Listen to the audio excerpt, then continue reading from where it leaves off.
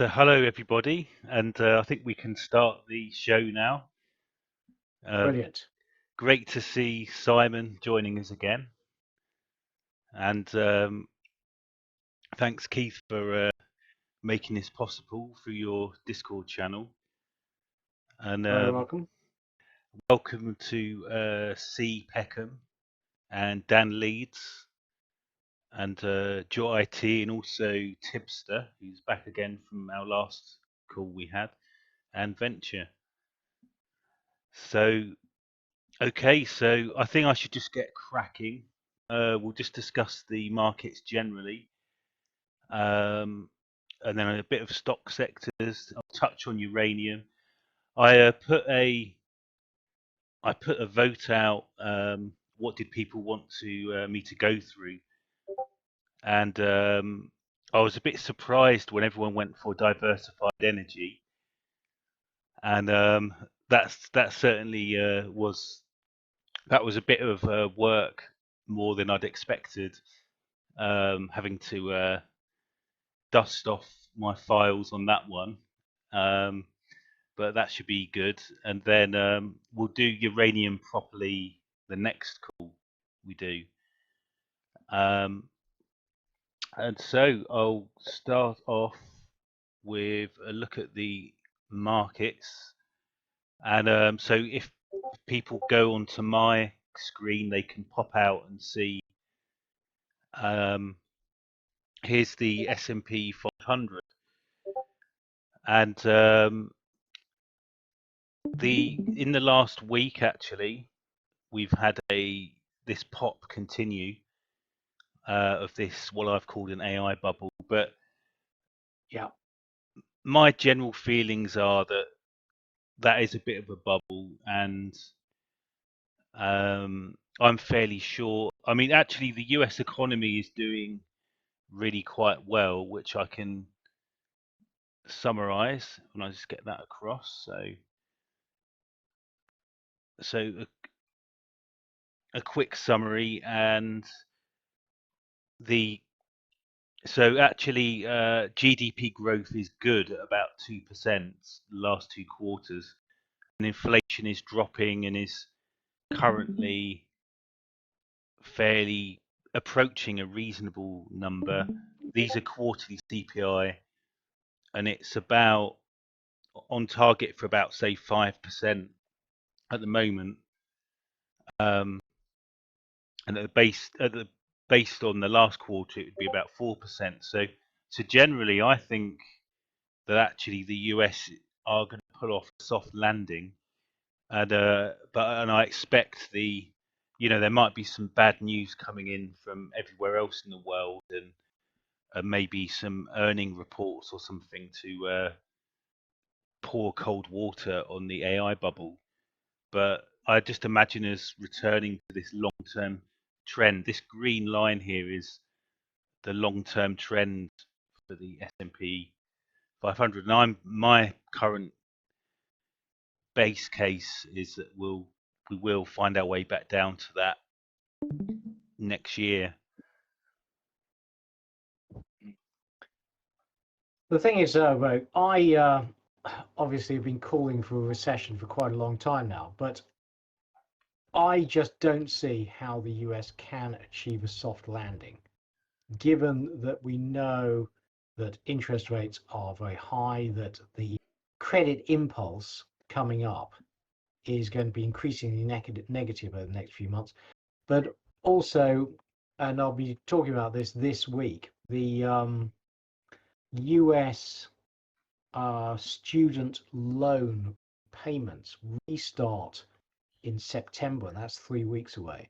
And then the payments start in October, and that will be a drag on consumer spending in an already weakening economy. Now, and last week when we talked about the non-farm payrolls, the US lost 585,000 permanent jobs last month.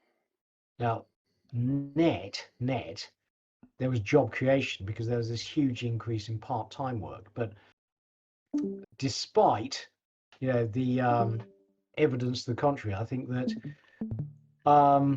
the US economy has to slow. And I also think the fiscal impulse is peaking. So you feel, yeah. So how, in terms of the S&P 500, how do you think that will affect the S&P 500? Well, the thing is, one of the things we talked about in the weekly is how earnings expectations rise from, is it Q4 this year? Let me try and find a chart and post it to the chat. And I just don't see how that is possible, given that we know that where earnings are a function of the fiscal impulse, and US government spending has surged but appears to be peaking. And everywhere you look at US consumers, their default rate is rising, they're increasingly stressed. I just can't see it. But having said that, I posted to the chat that the US Atlanta Fed is forecasting that Q3 GDP is actually currently running at 4.1% annualized, which is amazing, is really strong. So I've just posted the analyst expectations, and you'll see they're expecting, just as the student loans start to have to be repaid again, that somehow US earnings are going to recover. And we know that profit margins are already high. I just don't see how that's possible. But I'm open to other people's, opinions. Yeah. Ultimately, in order to believe that the US can achieve a soft landing when interest rates have risen really quickly, you have to believe that interest rates in the US of 5% are not won't have an effect on the US economy, and the US economy can live with that. And we know that the US economy is 50% more leveraged than it was before, but as existing debts have to be rolled over and refinanced, so interest burden will increase. Yeah. So you're expecting a recession in the US, and then I am. Maybe Q1 next year, but Q4. But I really think that, frankly, what's happened in the US and why I've been wrong is that you just have to look at the fiscal deficit. It's been astonishing and idiotic. I mean, I'll see if I can find this chart from this week, in that the US is running this fiscal deficit at a time when the US economy is actually doing quite well. And so what are they going to do when the economy turns down? The deficit will only get bigger. yeah, I mean What there is are. the average history of interest rates before the GFC in the US? What level was the average, say, 10 years before? Well, I've just posted that chart to the chat, and you can see that there's a very strong correlation historically between government deficits and the unemployment rate. So basically, the fiscal deficit rose as unemployment rose, but during the good times, the fiscal deficit came back down as higher tax revenues reduced the deficit. Now, what's happened now is, after Donald Trump, both sides of the House, both the Democrats and the Republicans, don't really seem to care very much about the size of the deficit. And so even at a time of historically low unemployment, the deficit is really high. Now, part of that is the interest bill. So if the US gets inflation under control, the deficit will come back down. But if part of that process involves driving the economy into a recession and slowing the economy down, then unemployment will rise, and with it, the fiscal deficit. So the US has got itself into a hole, frankly. Well, I've posted. Well, here on the screen is the U.S. government debt versus GDP, and it's now, I think, is it 120% of GDP? Let's have a look there. Yeah, it's now 120% of GDP, but still, I feel a bit like the sky isn't falling on our heads though, despite this. And I think I agree. There's a narrative of the situation now with higher interest rates means that the government's now having to pay more and more of its fiscal deficit is just interest rate payments alone. You know, mirroring the situation of your typical American consumer. But there is that narrative, but I don't think it's danger zone yet. But yeah, there is that. That's now becoming a thing. And Well, then I think there's also the US dollar. There's lots of doomsayers on some of the gold channels I follow and Bitcoin channels saying how the US dollars, BRICS are going to come in and then the US dollar's going to collapse. So there are these scenarios, and there's also the yield curve for the US dollar, which I may as well show because I've got that handy. So there's the yield curve is kind of getting worse. But I don't know, myself, I feel a bit like one day the system will break, but I think for some reason, my kind of gut feel is they're going to get away. They've got away with it this time. It will happen well, next time, but they've got away with it this time. well, the thing is, well, where I think where I agree with you is that if you look at Japan, it's got a debt to GDP of 250%. And people have been predicting Armageddon for decades, literally. And, 20 years ago, everyone was really worried about the path of the Japanese fiscal deficit and Japanese debt, as I was. But the thing is, when a government creates debt and sells bonds, it creates an asset for the private sector, and it also creates the money by which people can buy government debt. And actually, as long as the private investors retain confidence in the government, it's amazing how much debt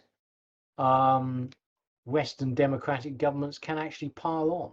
Now, in the case of Japan, I would fully expect there to be a crisis at some stage, but so far it hasn't happened. Okay, so I've started looking at sectors on a quarterly basis. So I've just got this updated for this quarter, and it's wonky dates. So I did it in April and then July, but it gives an interesting broad stroke, really, that we see that the best performing companies were all the AI related ones, Apple, Microsoft, and tech ones like Amazon. Hybrid computing ones. And the ones that did badly, particularly, were Merck, Nike. So actually, telecoms. We'll talk about telecoms, but broadly speaking, the telecoms did badly, and the pharma companies did badly, and also interestingly, clothing that poor people buy also did badly. So Nike, and notable down here is dollar is where is it? Dollar General. So these kind of retail that the poorer people of society tend to use perform very badly out of proportion, which I think says something about the unfairness of the current current financial system.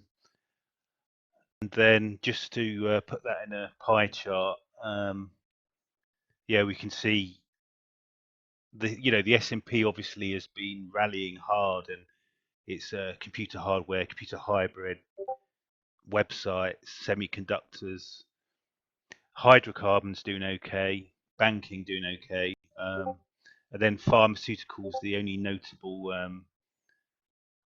thing dragging it down in that quarter that I measured.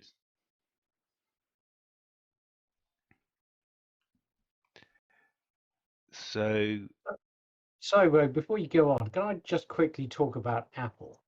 yes, So, because I hadn't realized that Apple is actually the biggest company in the US by market cap.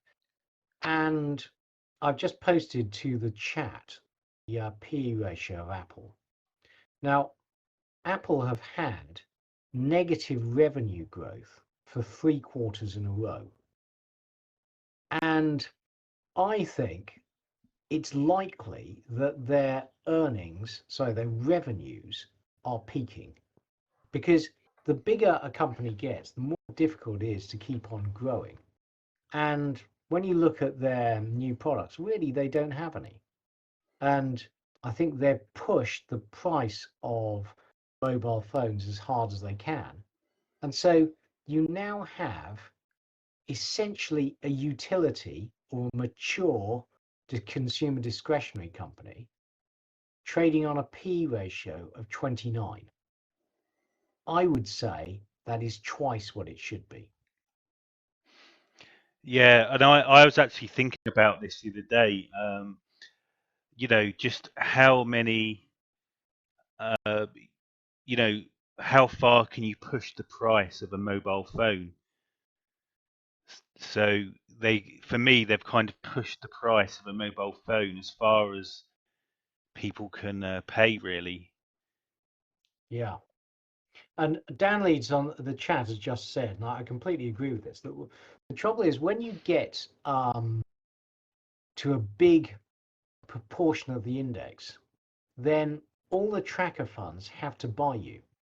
We know that, Apple have been doing very large buybacks, and then all the tracker funds come in and also buy the diminishing number of shares in the market. And so I just think that is fundamentally overpriced. Yeah, I agree, and I wouldn't surprised to see this bubble pop Yeah. fairly soon. So I'll move quickly to the S&P, the FTSE 250, and we've been in a bear market for a couple of years. It's possible we're already out of that bear market, but it's also possible we're still in that bear market, and this is like being a bear market rally. And based on my take on the UK economy, which has seen inflation ridiculously high still, it is dropping, but it's currently at something like 7-8%. And even if it kept on dropping, it's still in quite a dangerous zone here. Down here is where it should be.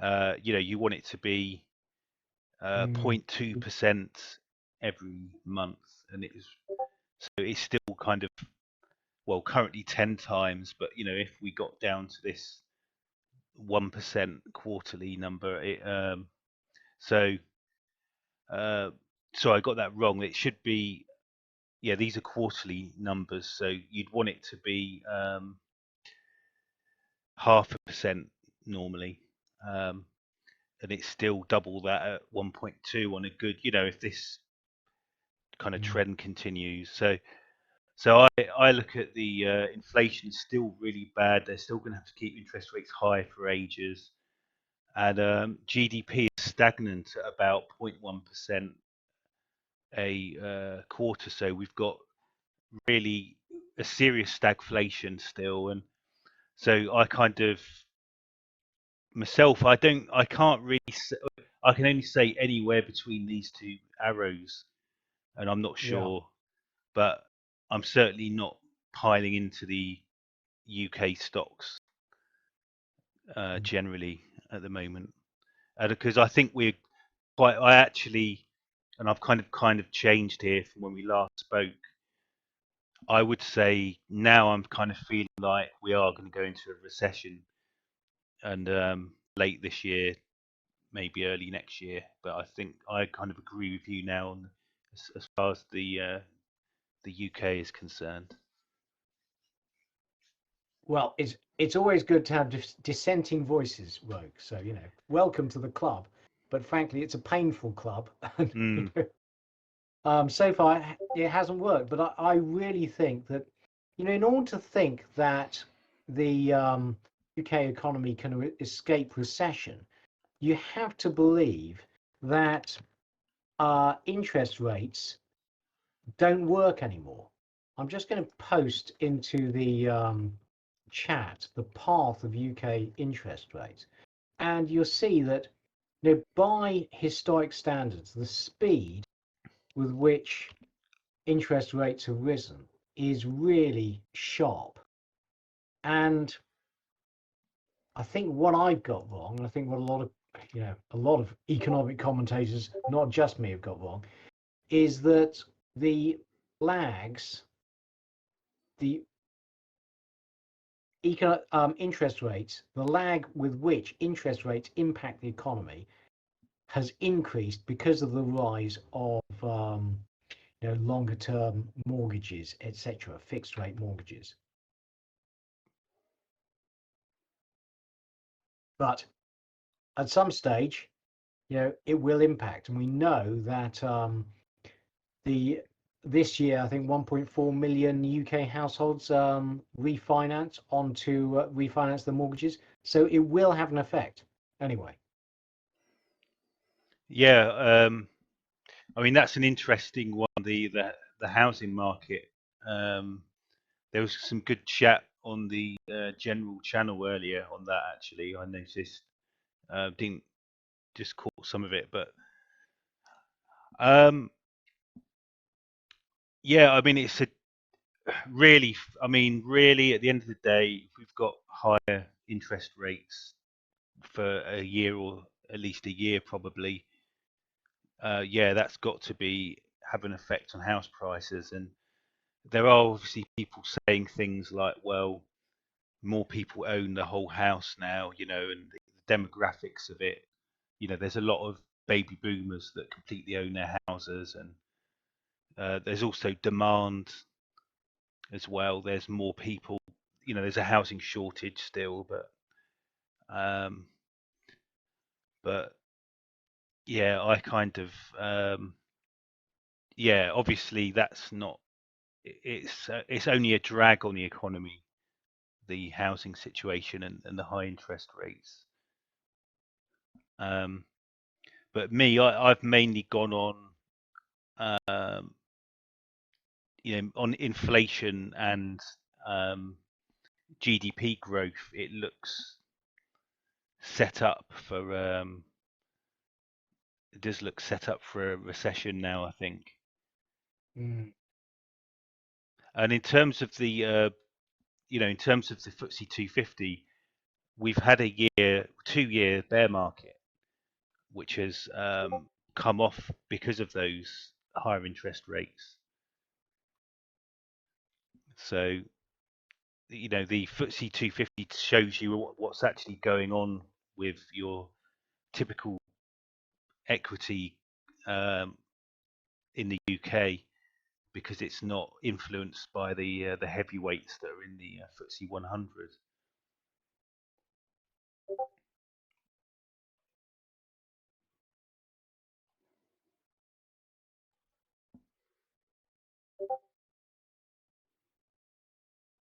So, Rogue, do you want to should we get going with DEC? Well, no, I'll just finish with FTSE with the sectors for the FTSE 250, and then we can go on to that. So FTSE 250 is, we saw, so yeah, so we saw basically, so opposite to the US, actually there were some pharmaceutical companies that did quite well, Decra, for example, and also Hikma, and just standouts are Inchcape, who sell cars, had a bad quarter. Dark Trace. Well, actually, I'm surprised by that because we know that UK car sales have actually held up remarkably well. Yes, I know. I can't explain that without looking into it. Sure. It might be that they do stuff like hiring and business fleets and things. I don't know, but So, Ro, the in column I, what is that? Is that in percent? What is that? that's amount in billion, up or down, Oh, in billion. Okay, right. Okay, great. of market cap. So Wow. Dark Trace jumped 63 spaces, and that's because they are linked to AI. Yeah. So there is one AI stock there in the UK, and a mortgage lender doing really badly there, OSG Group, Yeah. and yeah, but not so much, not so exciting. Yeah. Of course, Dark Trace, was set up by Mike Lynch of Autonomy Group, who has just been extradited to the US for, accounting shenanigans at Autonomy. So, yeah, how and much do we? there are some very persuasive short reports on Dark Trace as well. Really?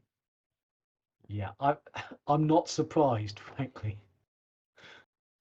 And just overall, real estate and healthcare, airlines having a bad time, and pharmaceuticals and financial services doing well in the FTSE 250.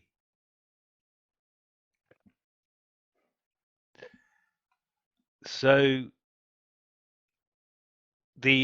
I'll try and be very brief with the FTSE 100.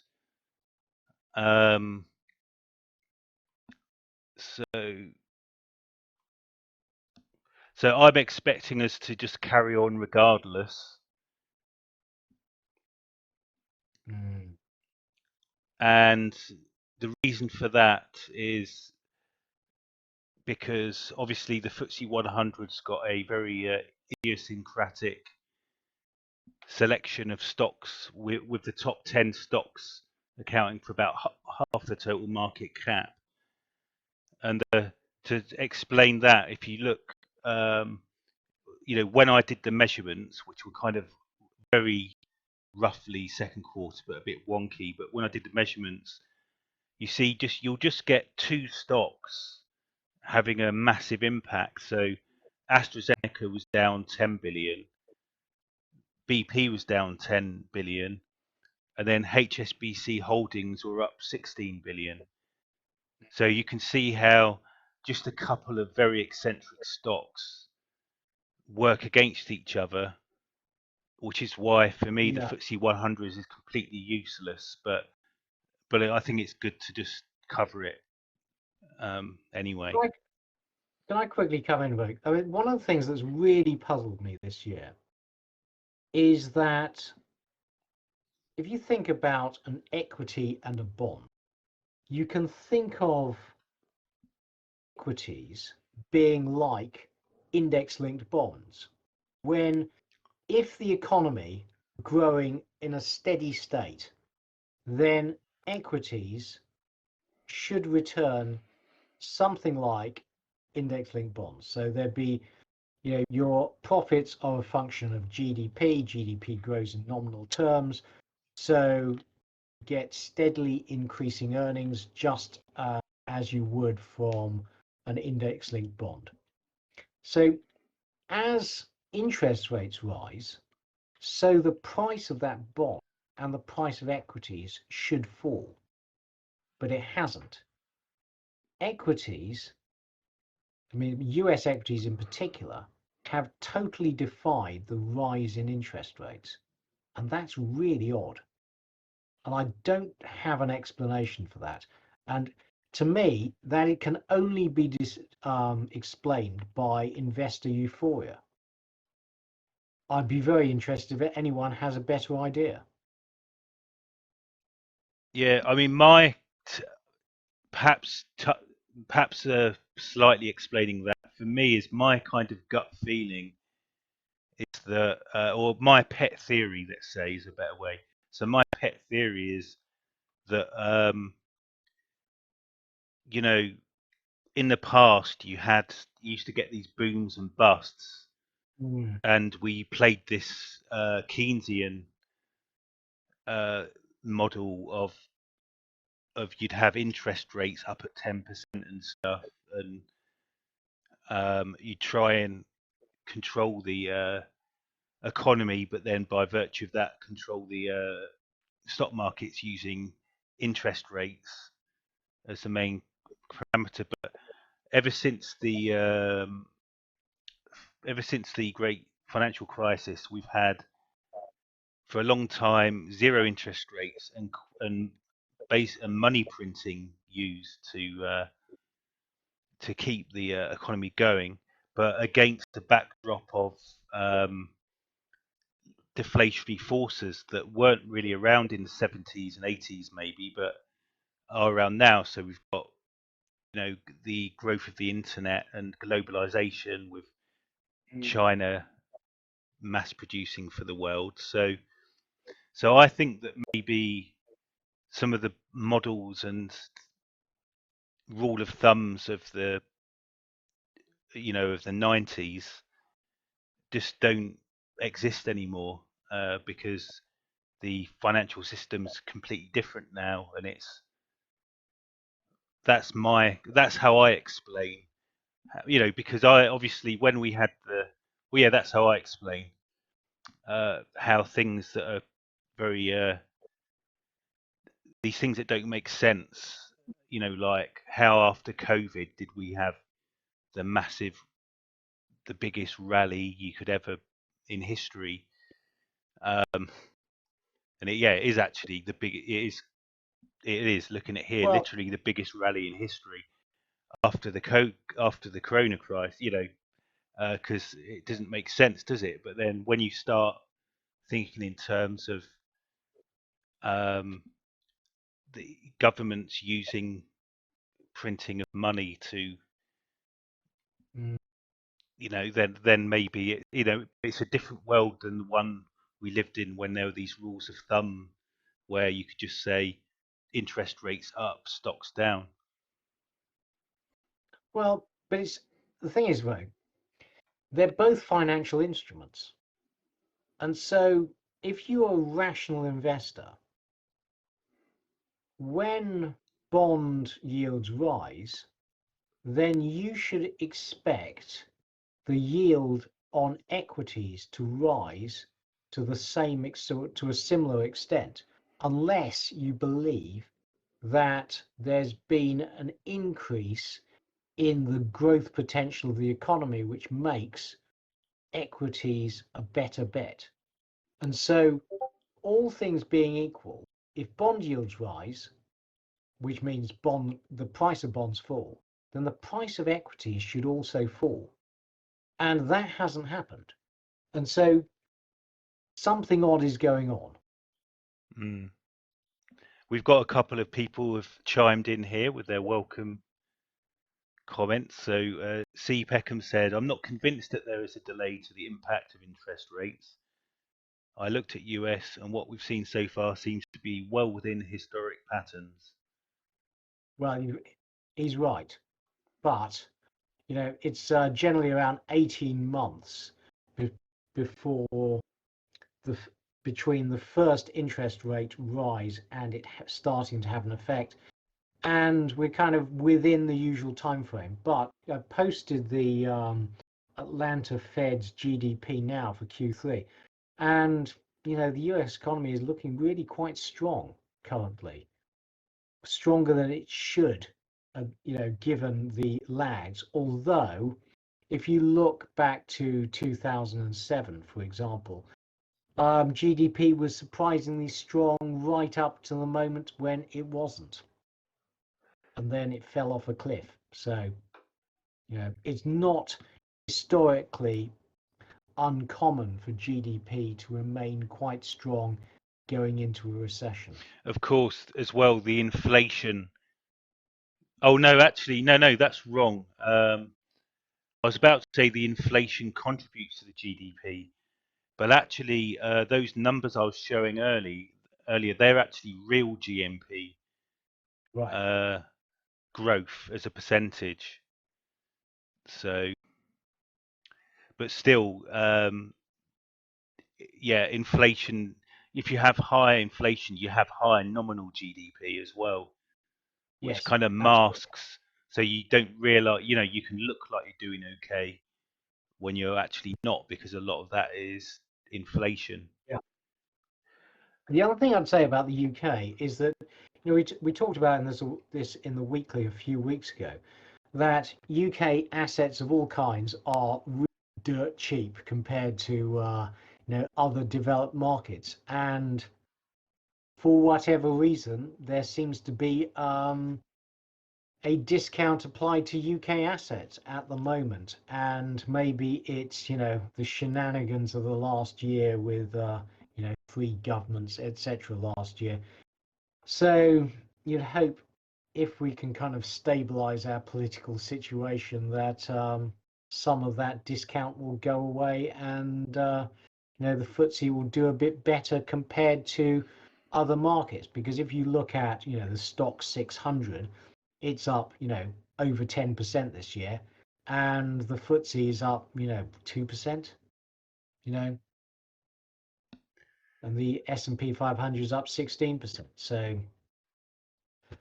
Got Dan Leeds has said, I can see no reason to buy S&P 500 right now. Other markets are less overpriced, but the risk reward is totally skewed to risk. Honestly, I don't know why it's flying. AI bubble is mega cap tech stocks. I would suggest most stocks in the US are going sideways. Small caps not that pricey. well, I completely agree with him, but Yeah, you I know do as well. I would never have bought Nvidia, but Nvidia has been the thing to buy this year. It's gone from what, a PE ratio of 100 to a PE ratio of 230. So what do I know? So here we see that, so in that quarter, roughly the second quarter, when I did the measurements, hydrocarbons and pharmaceuticals were doing badly. But bear in mind that's mainly the impact of just two stocks. So just AstraZeneca is most of that, and BP is most of that, and also tobacco and consumer staples doing badly, and banking commodities doing well. And actually, I've found, to try and find sectors that are interesting but which won't show up because they're a small percentage of the overall, I've started doing this color map here, where we can see that it's revealed that gambling is doing well. Defense actually was down 7%, and engineering stocks are actually doing the best of all, of everything. And I noticed actually Rolls-Royce seemed to be rallying, like, just doing amazingly well recently. So we're actually, can you believe it? We're actually on schedule at the moment in terms of the Right. itinerary I sent out. So I'll go in quickly. So uranium, this we're going to have to wait to do properly, but I thought as there was some interest, I'll just quickly make a couple of points about uranium.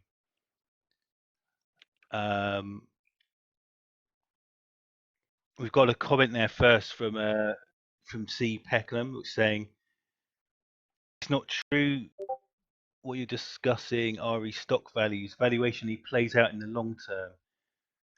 I agree that valuation doesn't make sense. This has happened several times in history. I believe the S&P 500 has been given license to fly due to credible evidence on soft landing. We'll see what happens to that. And then, however, MSD disagrees, saying that he believes we're in the Wile E. Coyote moment, and the Russell index is worse. He says that London-listed multinationals are better value, BHP a better deal than Dow. Mark Shorter. Simon's actually, it would be great if he could come on and talk about that. But Simon's saying Nvidia is a long-term hold, and he's been adding. All right. Well, good luck with that, then, Simon. P ratio, he says 85. What's the price to sales ratio at Nvidia? More than 10, I think. Yes. It's 42.6. And The forward, the forward or the historic? hang on. It's trailing 12 months is 40.6. You can't value growth stocks on historics, I'm afraid. You know, that's what history has taught me in the FTSE mid 250, that the growth stocks, you need to see what the growth's going to be, and that's anyone's guess. If you guess right, you get rewarded. If you guess wrong, you get hammered. Well, that's true. But at the same time, I think for a stock with such a high valuation, it needs to keep on growing at very high rates to justify the current valuation. The moment growth drops, the share price will collapse. Yep, that's exactly it. When you go X growth, then you fall off a cliff, basically. I mean, that's the history of mid 250s, like Fever Tree, Yeah, Blue Prism, yeah, Boohoo. yeah. But if you invested in those three stocks, they're what I call villa stocks, and you can make a lot of money. That's true, but you can make a lot of money.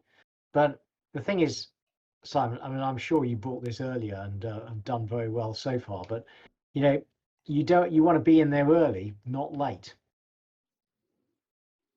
Yeah, I mean, it's difficult because a growth stock can give you signals, and being in too early, you can actually suffer quite heavily. You want to be in the middle, roughly, and when things are going your way, and that's just a matter of guesswork, really. Well, What's your strategy then, Simon, generally then? I mean, do you have a certain proportion of your overall portfolio that's ring fenced for growth stocks? And how do you go around? What have you found works best if someone was wanting to go to the casino a bit with growth stocks? Well, my overall portfolio has a number of strands to it. One is growth, one is income, because I need the income to live off, for my household to live off. And the other is commodities, I guess. So there are several strands, and no one strand would be more than 30% of the overall portfolio. As to growth stocks, I look for, well, I read quite a lot, so I try to find out what's the momentum story of the day, if you like. So if you look at just NVIDIA, for example, the momentum story of the day is AI. NVIDIA is a monopoly in AI chips. So, you know, this is a classic growth story example. It used to be a company that just made GPUs for video games, but it's changed its story, and it has a very astute CEO in Jensen Huang, and it's changed its story and used these GPUs to get into data and data manipulation and data gathering and interpretation. So it's a belief in the CEO. It's a growth meme, if you like. You could call it a meme, but I call it a theme. If I find a theme, then I'll jump on it. Fever Tree was another example. Premium mixers. Gin was all anyone ever wanted to drink about 10 years ago, and there was people were paying money for all sorts of different types of gin. And Fever Tree got in on a theme of gin drinking and mixers, and it was a new company, and that was a theme. It went ex-growth at 40, and luckily I got in, you know, to about 5, and got out around about 39. So it's a question of gauging what momentum and these themes or sentiments are in the market. They don't always work, of course. So, Simon, when we talk about NVIDIA, what is your sense of how big a moat that they have?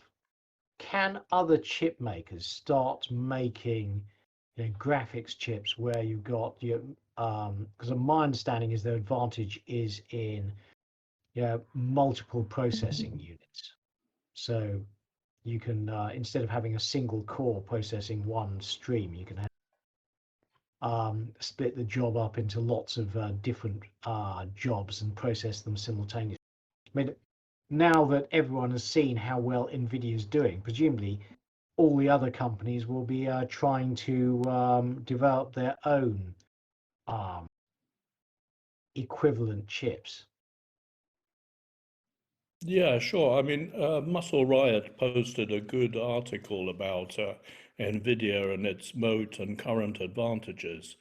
The problem with catching up is that once you've established a sort of monopoly, and I think NVIDIA is a monopoly, you capture all the supply chain. So they've captured basically the small and invested in the small nanometer chips that are being produced, wafers that are being produced by TSMC.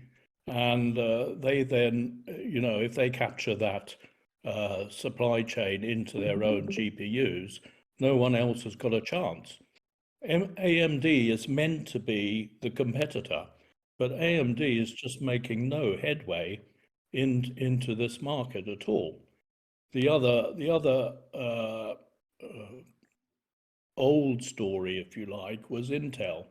Intel lost its way, I think, basically when Moore retired, and I think he died, and has gone nowhere in the last decade. So, you know, once you've established a position in some of these technologies, that position can become a monopoly, and the monopoly can last for as long as it can last. I mean, AMD have to invest huge amounts of money and also capture the small size wafers to even get anywhere near catching up with Nvidia. So, you know, I see it as a 10-year story. Right. Okay. Do they also make specialist mining rigs for Bitcoin mining? No, they don't make the specialist equipment, but Bitcoin miners used to use all their arrays of GPUs to mine Bitcoin Okay, at one point. but that I just wondered if that was an area of strength, if they produced cards that were used for Bitcoin mining. Well, it was at one time. I wouldn't call it an area of a strength. It was a haphazard, if you like. Bitcoin miners latched on to video games GPUs as having the power to mine Bitcoin, and it took off for about 3 years. I think their earnings from Bitcoin mining GPUs was kind of lasted 2 or 3 years, Okay. but no longer than that. But yeah, I mean, what's interesting about Nvidia, you know, if one had invested in them a couple of years ago, is they were still, you could bet on the AI theme at the time, but they were still a bona fide company making money, you know, with a proper business. So you've kind of haven't got the downside risk there, you know, because they're an already established company. So it's quite nice to have a kind of a growth bet there where the company could stand on its own feet if you got that bet wrong. Yeah, I think even in the times when its main business was video games and game sets, GPUs for that, its trailing historic PE was never less than 100. So, you know, it's now the AI market could turn out to be 2 or 3 times what video games were, relying on retail people to buy these arrays. Now you've got an AI market where the enormous companies like Meta and Google and Microsoft and people like that are all chasing these GPUs for their own AI competition, if you like. And so this market, to my mind, is a lot bigger and has a lot more growth in front of it than video games. Yeah, it's a bit like akin to Google, really. Yeah, sure. Well, MSD has just posted a very interesting point that NVIDIA have also captured the firmware, i.e. the instruction sets for the chips. So they've set the industry standard. So they do seem to have a moat. But he's also said, don't bet against Google and Microsoft, who are developing their own GPU chips. So Yeah, and thanks Dan Leeds for explaining that Taiwan Semiconductor is now they're now the company who've got the chips for use for Bitcoin mining. So I'll race ahead with Yellow Cake then. But this is just actually a few comments. So when we do our next call, I'll go in depth with uranium. yep. But as there was some requests for it, I thought I'd at least briefly cover them. So obviously uranium's in this bull market that has been since 2016 actually. The drivers of this initially were, which is why I first invested in it, was that basically the cost, the price of uranium was lower than the cost of mining uranium for 3/4 of the all the miners, and so that was the initial kind of bull case. And then in the last couple of years, all of a sudden uranium became fashionable with all the eco-warrior investors. So all of a sudden now uranium's the environmentally friendly thing. But then as well as that, when we had the war in there was also the Sprott Uranium Trust. So some hedge funds started buying up a load of uranium as well, which pushed the price up. But then also, finally, we had the war in Ukraine, and that's meant that we've lost a lot of the. Actually, the Western world is still importing uranium from Russia, and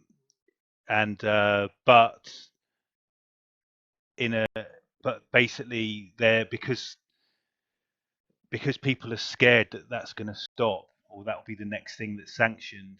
They've actually reduced the amount of uranium being imported from Russia, and also the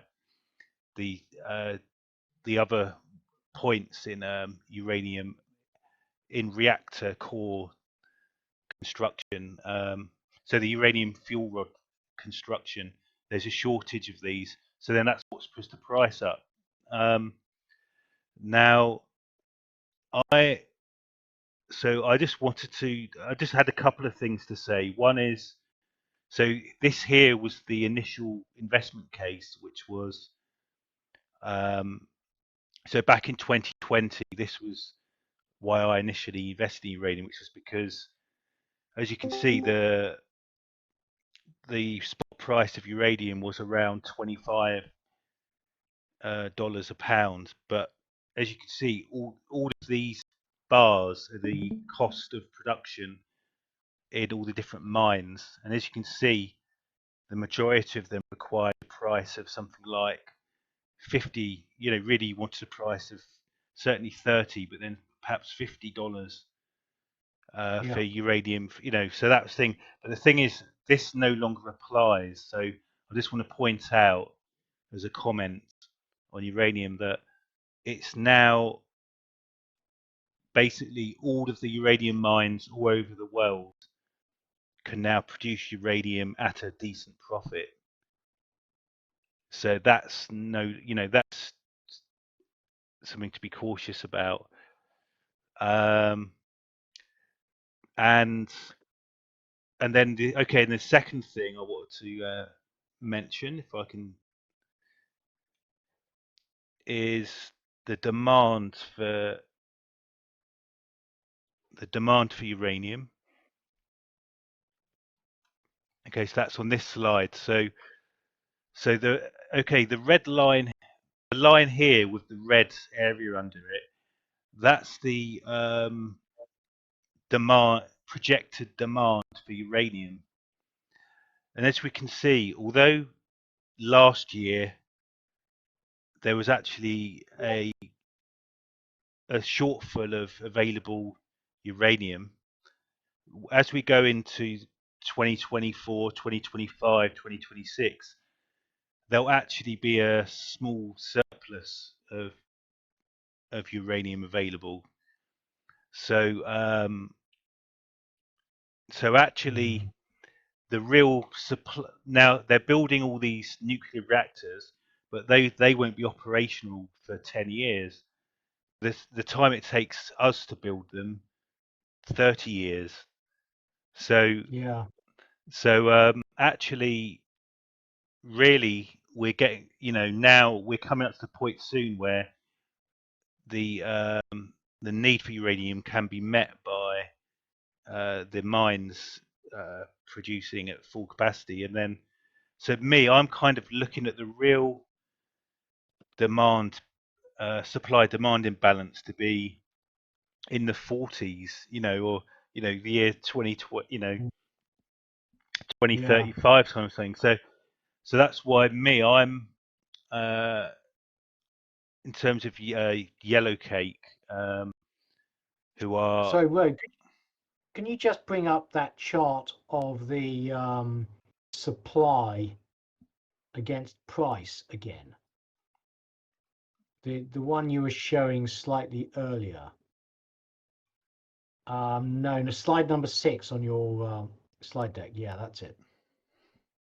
Because I mean, I think this is the crucial one, isn't it? It was the you put in this dark blue line at $56, which is where we are now, and there's just an absolutely enormous supply response that can come online if the uranium price stabilizes at these levels. And so, it's just a question of those other mines, and we know that there are still some mines that have been shuttered that can come back online. I just can't see the bull case for uranium, because uranium is not rare. There's loads of it. There are loads. We know there are loads of deposits. At these levels, it's a an uranium mine's immensely profitable. And yes, permitting is going to be really difficult, etc., etc. But a supply response will come with a lag if prices stay at these levels. Yeah, I mean there are all kinds of other complex things as well, like overfeeding of the reactors, and also Kazatomprom. They got their CEO left recently resigned because the Russians basically took over 25% of their board, and Yeah. so there could be things that could happen, but yeah, I generally would agree with you that it's not necessarily a demand supply story anymore, and so it's time to think about cashing out. So and Well, but and I've got here um, since 2020, my strategy is as soon as it breaks this trading channel, I'll get out. Is kind of my plan. 'cause the other thing I'd say is that I just find investment trusts like Yellowcake really dangerous, because Yep. they've bought a load of physical, and so they have supported the price. Now, imagine if the uranium price crashes and people start demanding their money back from Yellowcake selling it. Now, actually, what is the structure of Yellowcake? Is it a unit trust or is it an investment trust? So they've bought all this uranium. If people start selling it, do they have to sell the physical? Well, perhaps not, because they they've got that uranium stored in basically stored in Well, France and Canada. doesn't Kazatomprom actually still have the uranium? No, Do, no, right, okay. the uranium gets shipped from Kazatomprom to one or two storage facilities, Right, okay. and which I can show here. But so yeah, Cameco's facility in Canada and URANIUM's facility in France. So Right, okay. they just store the uranium. So actually, they don't actually need that much money to keep going. So Sure. in a way, actually, they don't have to sell. If people Okay. sell shares, those they when they did the original IPO, that money was used to buy uranium, but they don't pay out dividends or anything. They actually know there isn't that much of a risk. But actually, what I worry about is that they've currently got a shipment of uranium coming from St. Petersburg, Russia, to Canada, and that's shipments happening within the next 2 months. So I worry about there being a headline: the Russians seize Yellowcake's uranium shipment, and that could send the Oh, in a way, that would be. It's actually only 5% of the current market cap of Yellowcake, that uranium, of their current uranium stockpile. Sure. So actually, if the share price did go down by half, it would be the best trading opportunity of a lifetime in a way. But Yeah. all the same, you just never know, do you, with markets? I'm never totally confident how they're going to react and that I've guessed it right. And so I'm a bit worried about that. The fact that they are still shipping from Kazatomprom, because really, I'd rather have nothing to do with Kazatomprom at the moment. Well, so PHS has just pointed out that YCA is a closed-end fund. So if investors lose confidence and start selling the shares, they don't have to sell the underlying. But at some stage, in order to realize the value in Yellowcake, surely you have to sell the uranium, and then, I mean, how big is the market, etc. So I mean, you never know. I'll go into more detail next month because there are some interesting little details. But yeah, I plan to get out as soon as the trend's broken. I'm just using this trend as my guide to help guard against my emotions. But I would like to then. My general plan is to sell as soon as I can, and then. Well, I would say that you want to sell when it breaks through the top channel, not the bottom one. If it does. And I mean, you could get a new. There could be sanctions or something to help that happen. But my point though then is I'd probably keep some uranium in my portfolio, but then I'd wait till about the year 2030 before then topping up again, because I think that there's going to be the prices probably can't go that much higher beyond speculative bubbles and things, and crises and things. But I think that the real shortfall in supply for uranium won't be till the 2030s. So I would want to then get back in around then or ahead of there.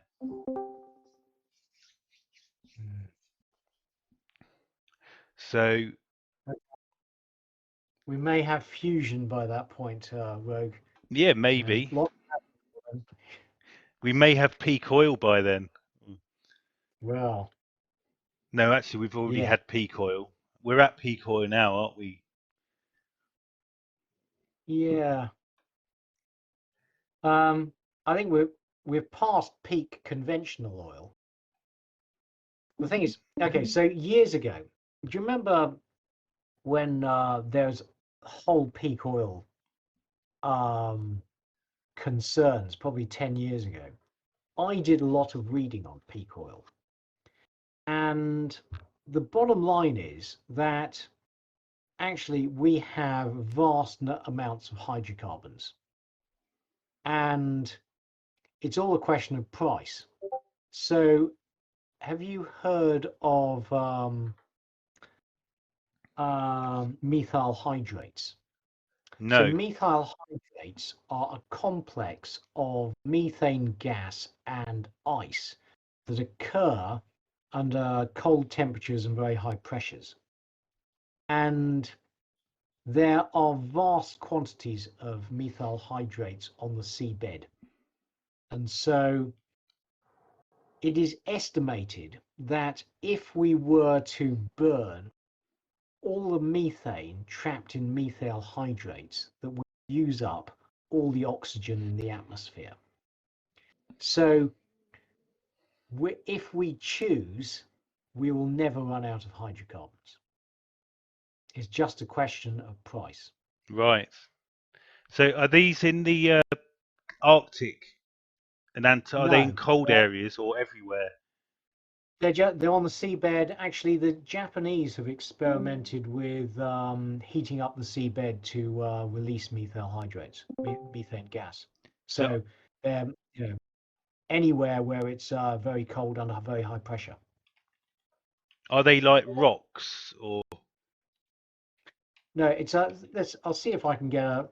Yeah, if you go onto YouTube, you can have videos of people burning this stuff, and it Wow. looks like blue oil, basically. Yeah, I found something on that.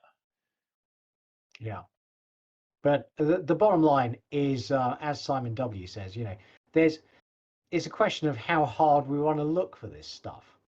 You know, Venezuela's still got vast amounts of oil and gas. Canada's got vast reserves. You know, the bottom line is, if you look at the amount of money we have devoted to exploration over the last 10 years, and it's just collapsed. We haven't been looking for it, in part because you know, the energy transition, etc., etc. If we choose to go looking for oil and gas, we can find it.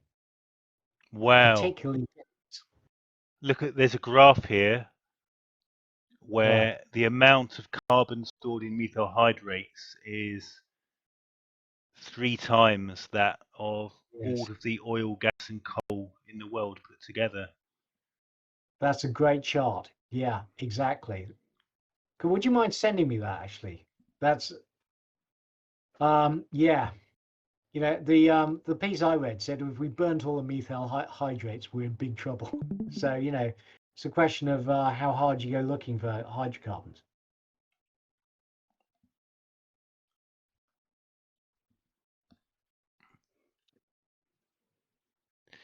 Okay, so Diversified Energy, they're a FTSE 250 listed gas company. All their assets are in the US though, and they acquire US gas production and distribution assets. And how they work, it's actually the same model as Greencoat Wind, if anyone's familiar with them. But this is the the oil and gas version. Mhm. They basically take on massive debt using, now they're currently using securitized warrants or asset-backed securities, and then use the hedging of the gas price to ensure they've got enough money to pay their dividends and pay off the debt. And so you typically wouldn't expect their share price to go up because they've took on all this debt that they then pay off. But they're a company that you would invest in for the dividends. Yes. And here's their stock price, here's their share price, and you see that actually, you know, they were roughly plus or minus 10% actually for quite a few years, and then ever since this year, they've dropped quite a bit down to from around 120p to about 90p. So, okay, so most of the assets are in the Appalachian Basin region and the also the Central region, which is Texas and Louisiana. Now, the Appalachia region has very cheap gas,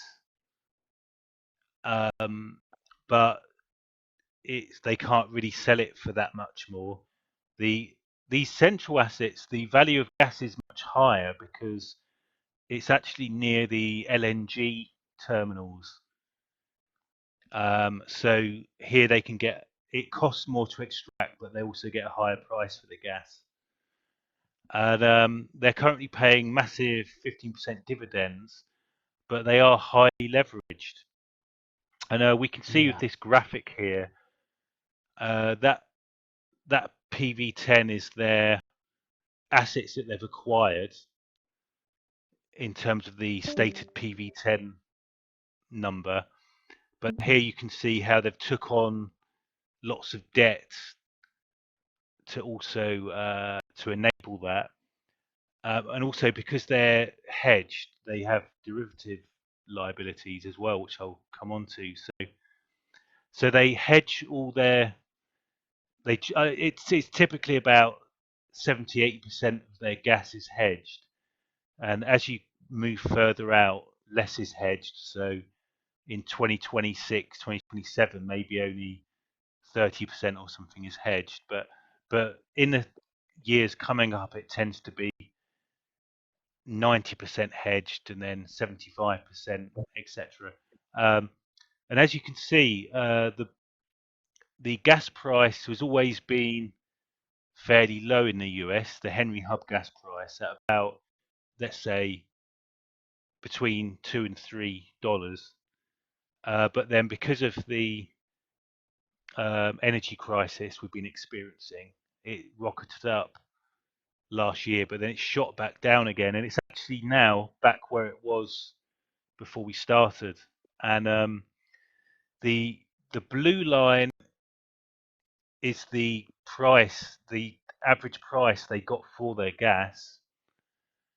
However, the black line, sorry, is the price they got for their gas, whereas the blue line is the price they got for their gas when you then take into account for the derivatives. So Yeah. so although they were selling their gas for $6 per million BTUs, they were only actually getting 3 because of the effect of the derivatives. However, the idea is that in the long run, they guarantee, if you like, a fixed income, which they then enables them to pay off their debt plus pay the amazing dividends. And so that explains why, in theory, if you invested in them, you wouldn't expect the share price to change, but you're supposed to be able to rely on the dividends. Now they buy these assets that they've been buying off the oil and gas majors, and they buy them off them when they're well through their lifetime, because after so long, here you see when a gas field is set up, first of all you get a massive ramp up in extraction, and then that very rapidly declines. But then they'll keep on going for another 50 years. So at this point, the big oil majors and gas majors, they're not interested anymore because it's too much dirty work maintaining these rusty old facilities, and the numbers just aren't worth them getting out of bed for. So then the oil majors are happy to sell them to diversified energies, and they're saying that because this is their speciality, they can actually make them more productive through efficiency,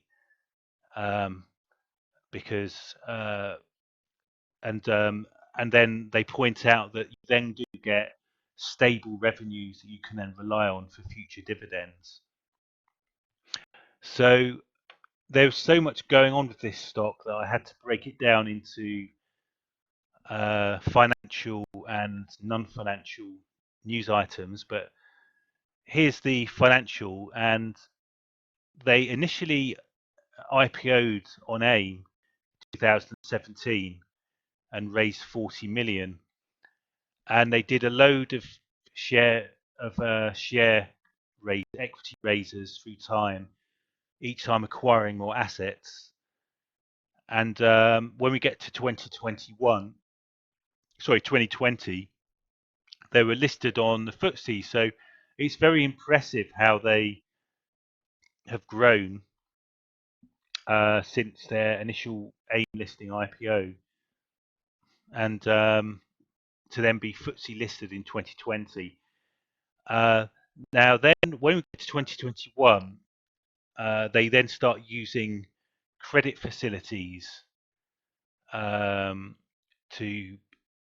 to raise, and they raised about $500 million actually, to then buy loads of.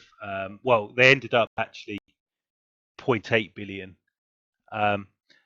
This was linked to LIBOR plus a rate of 3.75%. And then, however, more recently, they've gone away with these LIBOR, because obviously we've got higher interest rates. They've had to do away with this LIBOR-linked lending, revolving credit facility. They've now used a load of asset-backed security warrants.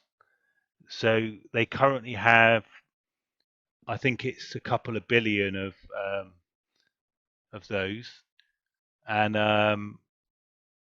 when you add it all up, and so as you can see, through 2021, 2022, and even recently, they've been raising these, getting these asset-backed security lending, and they've still been buying. They even in 2022, and even actually this year, they've been acquiring more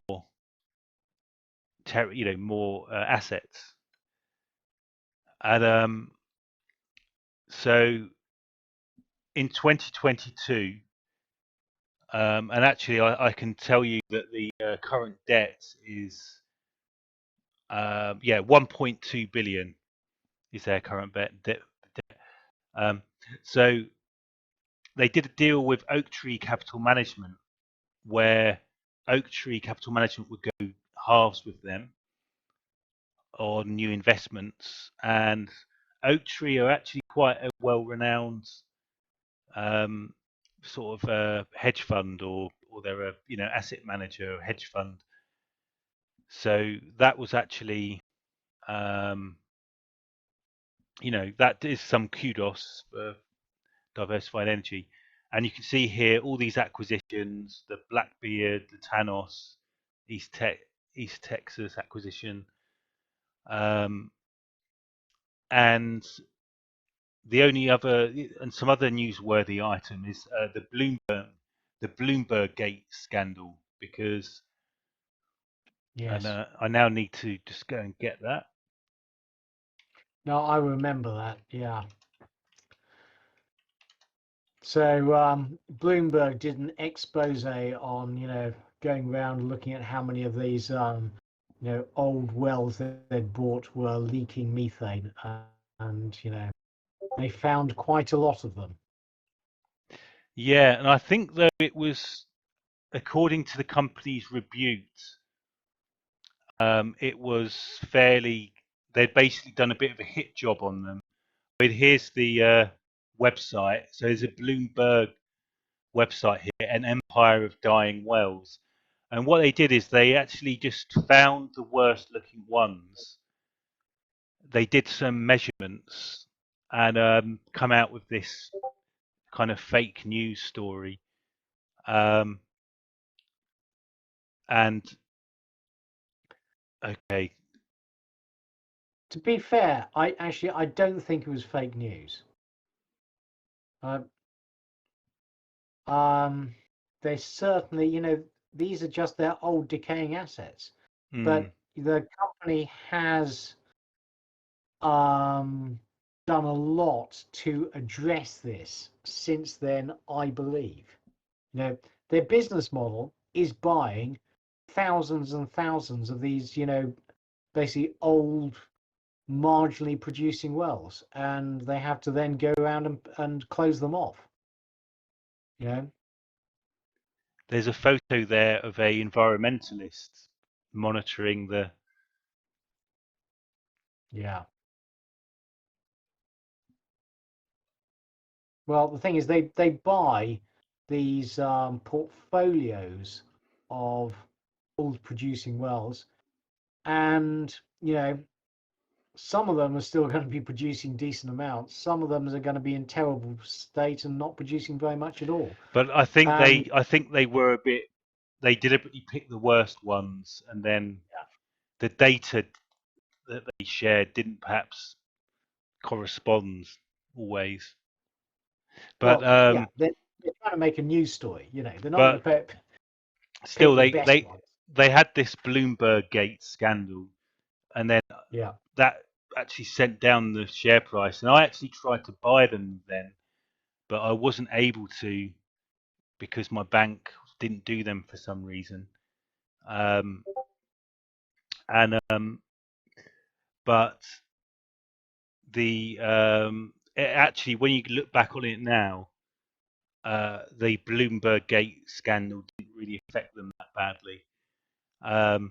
And then, however, the more recently and on topic, they've now made a real one of their main things they talk about all the time is how they're really good at closing down the sites better than everyone else and plugging them, and they've actually bought a plugging contractors so that they could accelerate plugging as many of their old wells as possible.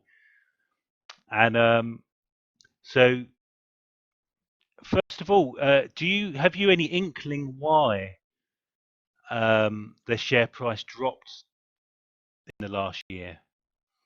Well, I think you only have to look at the natural gas price. Frankly, you know, the if you look at the price of DEC and you look at the US natural gas price, then over the past year, I think the two are quite highly correlated, frankly. Well, if so, it's kind of a dumb. Yeah, I know. It's a dumb market correlation, if you follow Yeah. me, because the share price didn't change all these years before for diversified energy, and then when the gas price went up, the share price didn't go up, but then the share price goes down when the share price didn't go up when gas price goes up, but it went down. Yeah.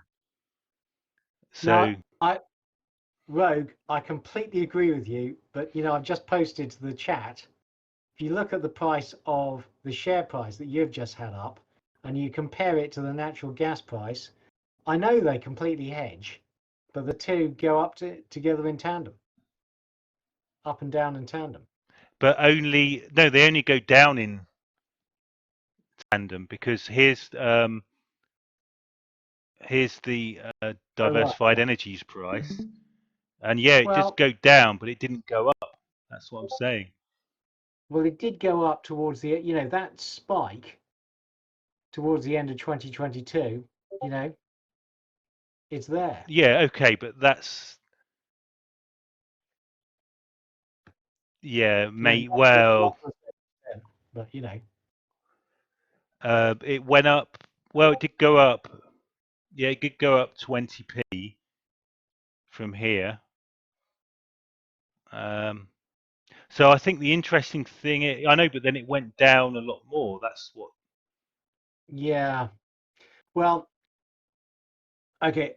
When it goes down a lot more, so I should say, last May I sold all my oil and gas companies, and I kept hold of my DEC, and I'm still a holder because of the dividends and because I like the business model. But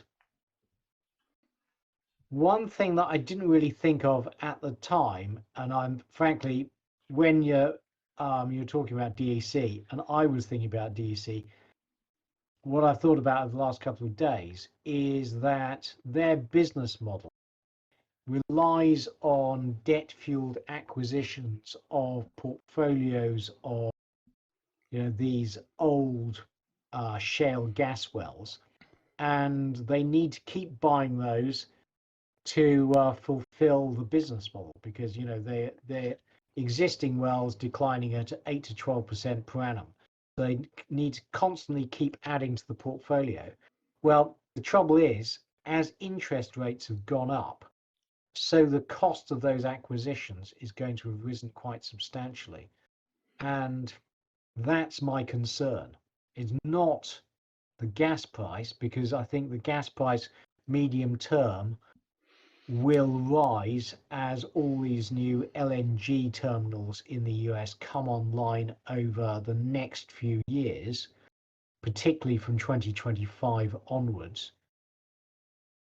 So the gas prices in the US should start to converge with gas prices in the EU, and that would mean very substantial rises in US natural gas prices.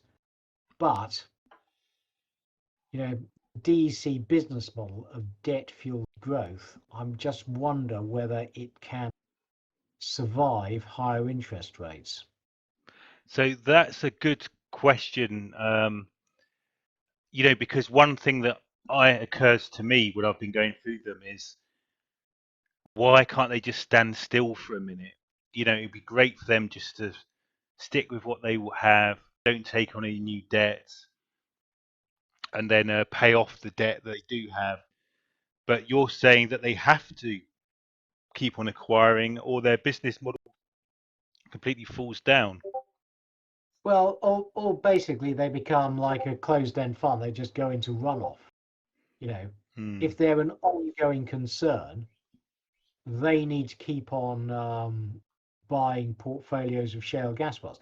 And to be clear, shale gas wells have, in order to keep on producing a constant amount of gas, the US needs to keep on drilling. So, it's constantly producing shale gas fields, which when they, decline, are exactly what DEC wants to buy.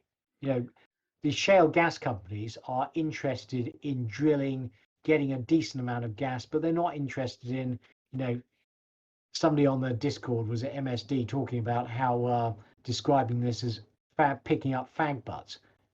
And that's right. They're buying loads of wells towards the end of their life. Interesting. So, okay, so I'll continue to the profit and loss then. And so they're a very impressive increase in their revenues from 2017, up from only 42 million to nearly 2 billion. And their operating expense doesn't seem to go up too much in relation to that. In fact, it was half back here, and it's only less than a quarter now. An interesting point, though, just what you said, though, the moment they stop acquiring, and then then their profitability is going to start dropping, isn't it? Because they'll have, I think it will take longer for the running costs to fall than the sudden stop, the stop of revenues. Well, I'm not sure we can make that assumption, though, because I think a lot of those costs are to do with plugging the gas wells that they have bought, managing the portfolio. And so if they go into runoff, I think their operating expenses would come down. I mean, the problem I have with DEC is I just find the P&L account just totally impenetrable because of and you can see that there, the derivatives. Right, that's exactly what I'm about to talk about. That's exactly what I've been working on. Because I had exactly the same. The reason I didn't buy them last time I looked at them, although I know I said there was another time as well, but was because I just decided at the end I couldn't understand them. But I think I've managed to almost get half an idea about what's going on there. But you're right; it makes the derivatives make them very difficult to work out. But still, so they've obviously got depreciation, depletion, amortization here, but it's not really catching up too badly. And their general and admin expense is they're 171 million. So overall, actually, I mean, there's finance costs as well, but that should a bit worrying at 101 million, but that's because of all these warrants, asset-backed securities and things. So I'm not so. I don't think that's going to be a constant 100 million. So actually, all the costs are much cheaper than the revenues, apart from this derivative financial instruments, which was a whopping 1.8 billion in 2022.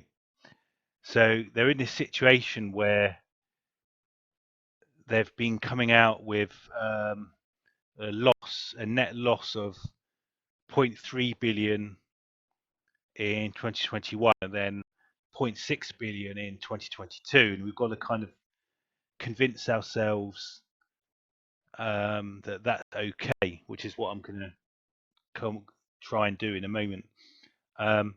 Just one other thing to mention is they actually gained 179 million of tax benefits in 2022, because if you operate these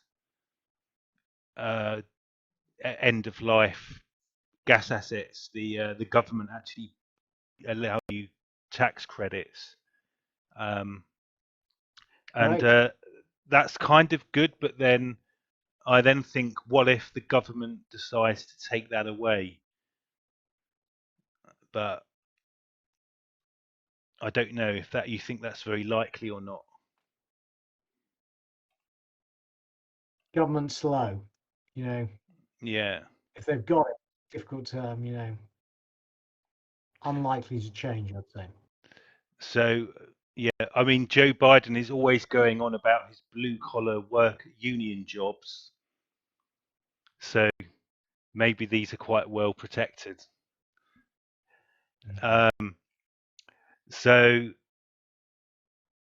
okay, so then look at the assets, and so if I go down and look at the income and expenditure, then we see this horrific chart here where they're just ever more loss making. But as I say, I'll go back to that. So in terms of their assets, you can see that their natural gas and oil assets are now fairly substantial, and these actually aren't. I don't believe these to be gas in the ground. These are actually more the properties that give access to that gas in the ground.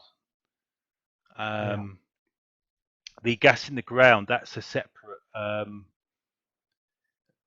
that's provided by the competent persons report and isn't actually counted in the assets of a resource stock. And please correct me if you think I'm wrong there. So they've got only you see here deferred tax in the assets. So these tax credits are then building up as long-term assets, because in the future they can pay those tax in the future, pay that tax in the future, thus avoiding a profit, thus avoid paying tax. So that's why it's there as an asset. Again, people correct me if you think I'm wrong there, because I'm not an accountant by training. And so they've actually, because of when we go to their debt, we see they've now got 1.1 billion in debt. You see here the asset retirement obligations, of course, as well, which is what we've been talking about. But the derivatives are now 1.2 billion, and because of that, they now have net assets of minus 0.1 billion. So right, can I just come in here actually, because the trouble with DEC is those assets, the derivatives, need to be marked to market, and we're looking, I believe, that what you're presenting is the 2022 accounts. yes. And if the chart you brought up earlier showing their realized price versus the price in the market, and you see the price that they are achieving for their gas because of the hedging is much lower in 2022 than the actual market price. Yes. Well, the gap between the black line and the blue line is the mark to market loss, okay, that you see in the 2022 accounts. Yes. Now, the thing is, in 2023, that will swing to a huge profit because Yes. the gas price is now below their hedged price. That's true. And so the problem with the accounts is that they're having to mark to market that huge derivative book. The P&L is just going to go all over the place. Yep. And so what I think the way to look at DEC is to look at the cash flow account, the cash flow statement. Yep. Which I will do shortly. Just here's the graphic I do of, and obviously compared with your one for your typical company, this looks like an utter nightmare for the reasons you've just stated. Because of those derivatives, outstanding derivatives there, they're actually currently, it's the first company I've ever seen with a negative, with a price to book of not applicable, or where they're actually where their net assets are in the negative, and where their debt is equal to their market cap or more than their market cap. So this thing is it kind of, they defy all normal things. The question is, if we can understand them a bit, is that actually an advantage if the market as a whole just doesn't touch them because its bare metrics put them off? Or do we have to say we can't understand this, that I can't understand this, so therefore why am I investing in it? But okay, so what I did is, so here's okay, so I need to go down here. So I then looked at the cash flow statement, and the thing is with the cash flow statement, before you get to normally we just go with the cash, or normally I just go with the cash generated from operations to start looking at all the ins and outs. But the thing is, before you get to that, you actually do start with the cash flows that are included as the profit and loss statement, which is the cash flows from operating activity. So you see on here, that's about 0.6 billion cash flows from operating activities. And then when you look on there here, you see that's there. Here's your 0.6 billion net income. So all these things in the profit and loss statement, those are actually cash flows as well, which are considered here. And so what I've done is I've broken down these cash flows.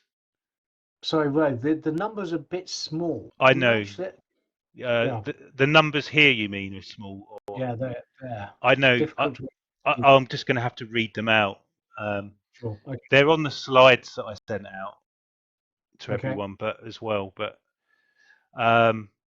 so what I've done is I've broke them down. So you've got like the revenue of. In fact, this is going to work better this way. So you've got the revenue of 1.9 billion. That's better. So you've got a revenue of 1.9 billion, and then you've got the depreciation, depletion, amortization. You've got the general, all these things. Anything that's less than 100 mil, I've not included because it's just too much noise. But you see, you have the operating expense, general and admin expense, derivative final financial instruments, and depreciation, depletion, and amortization. So actually, everything is kind of considered initially in the cash flows from operating activities. And then also there's the finance costs and also tax credits.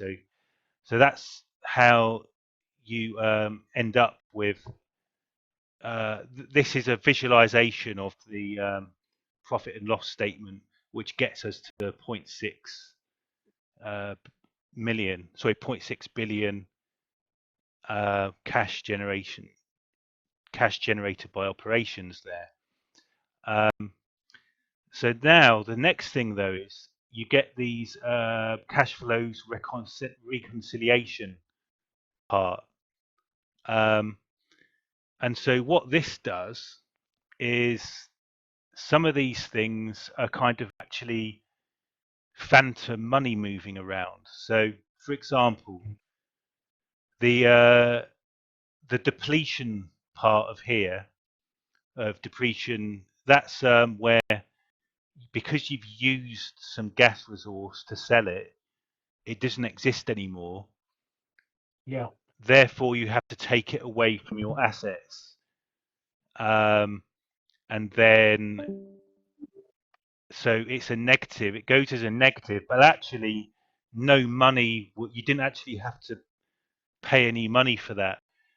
And then also, say another example is the tax credits. So they received 178 million of tax credits, and then that goes into their assets down here as a deferred tax. But in reality, although it goes into profit and loss, actually no, they weren't given any money. It's just money they won't have to pay in the future. So that's why in the cash flow statement you have to do this reconciliation. And you see the depreciation depletion was, so there's 0.2 billion for that, 0.1 billion finance costs, minus 0.2 billion tax credits. So in this reconciliation, you cancel out whatever the movement was. So the tax credits were a positive here in their profit and loss. So that's actually counted as a negative in this reconciliation part of the cash flow. And so what we find is we have, as part of the reconciliation,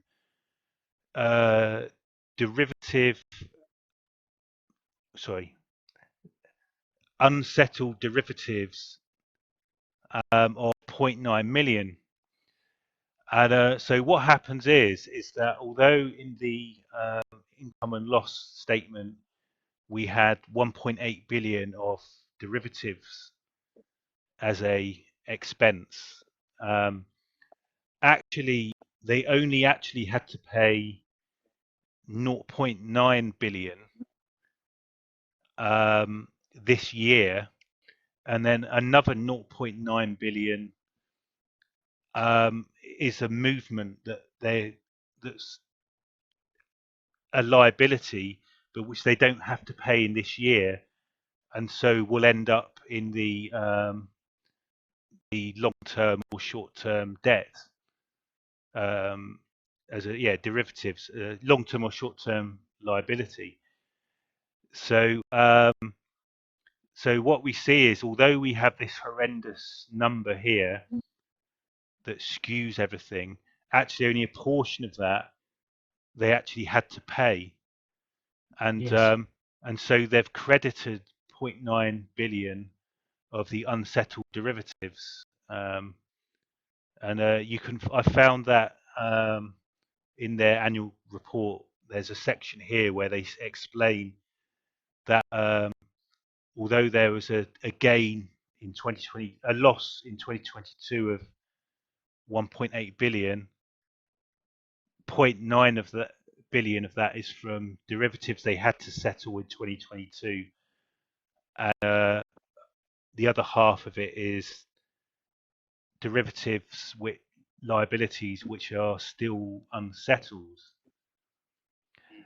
So, okay, so this means that in our reconciliation, we get this massive 0.9 billion, which means credit to cancel out this kind of phantom money in the in the profit and loss account. So that's how we then end up with cash from operations of 0.4 billion. And then so they have 0.4 billion cash from operations. Now they actually took on okay, no, actually before I summarize the cash flow, so I'll come back to this graphic. So here you see the revenue and then the total costs, not including unsettled derivatives. So here's the hedge impact, but I've not included the unsettled derivatives of each year. And then in purple, here's the other running costs. And then we see in red here how this is how their business model works. Even though in a particular year you might have a massive 1 billion profit or 1 billion loss, actually in terms of cash flows, you know, they've got this margin that you can see of profitability, which can then be spent on the dividends.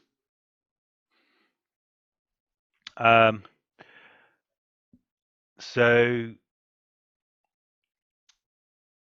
yeah, so back to the cash flow, and then they have they actually raised 2.6 billion of new debt, but they paid off 2.1 billion of debt. Now these kinds of numbers frighten me going in and out, but of course that's because in 2022 they switched over from the LIBOR-linked stuff to the asset-backed securities warrants. So that's why there was a lot of debt going in and out. So it's a bit kind of unusual.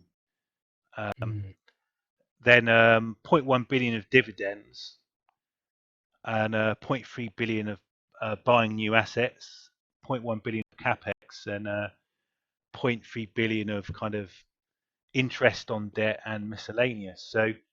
So in the year it kind of balanced out, and it's kind of a little bit eyeballing this. I'm a little bit uncomfortable that they only have 0.4 billion cash from operations, and you know, and then I look at them having to buy new assets and capex, and 0.1 for it all looks a little bit tight, maybe. Yeah, I mean the thing that worries me, frankly, Rogue, is that, and bear in mind I'm a holder, is that when you look at the lines in below, so repayment of borrowings 2.139 billion, and then proceeds from borrowings 2.6 billion. So they've borrowed a net 400 million last year, 450 million last year, and actually they've only bought 300 million. Okay, so there've been net cash flows excluding acquisitions into the business of 100 million. And when you look at the interest paid, the debt issuance costs, the increase in restricted cash, hedge modifications associated with ABS notes, that all adds up to 300 million. and then you've got 143 million of dividends. So it seems to me that without that 100 million coming in from debt issuance, that the books wouldn't balance, that actually the dividend would not be covered. So, and my concern going forwards is that, the cash paid for interest on the debt could potentially double, depending on, I haven't looked at what the terms are of the debt, but if it's a variable rate, their interest bill is only going to go up, and the cost of acquisition is going to go up because they do it via debt. So, when you say that your concern is that they've only generated 400 million from operating activities, that's the problem. It just doesn't seem like their margins are big enough to support dividends of 143 million. Joe IT's got some input there.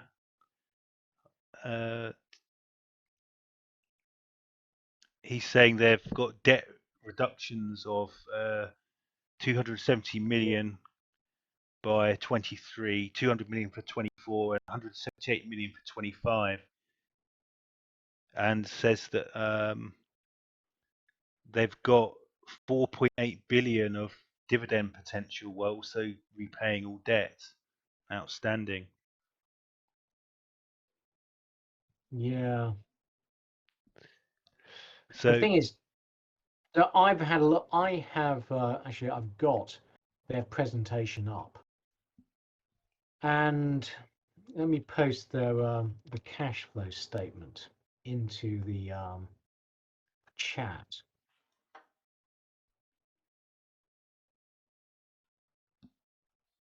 But none of this takes into account the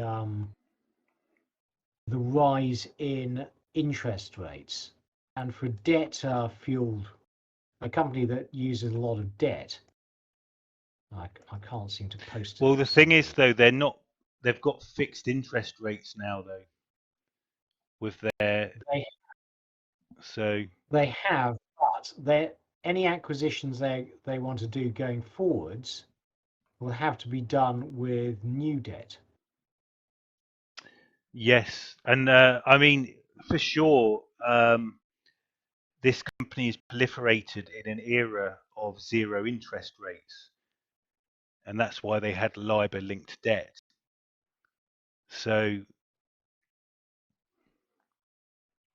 yeah, that is definitely a sea change for them.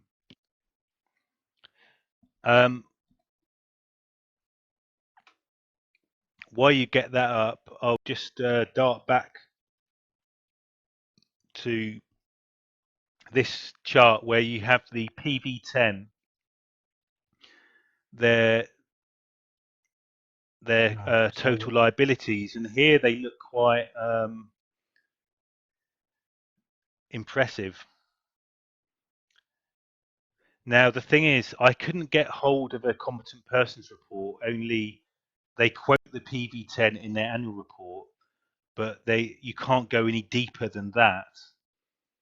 So you've got to rely on their PV10 being correct. But when I looked at this, they do look like they are actually very strong financially in terms of their future revenues they have against their liabilities.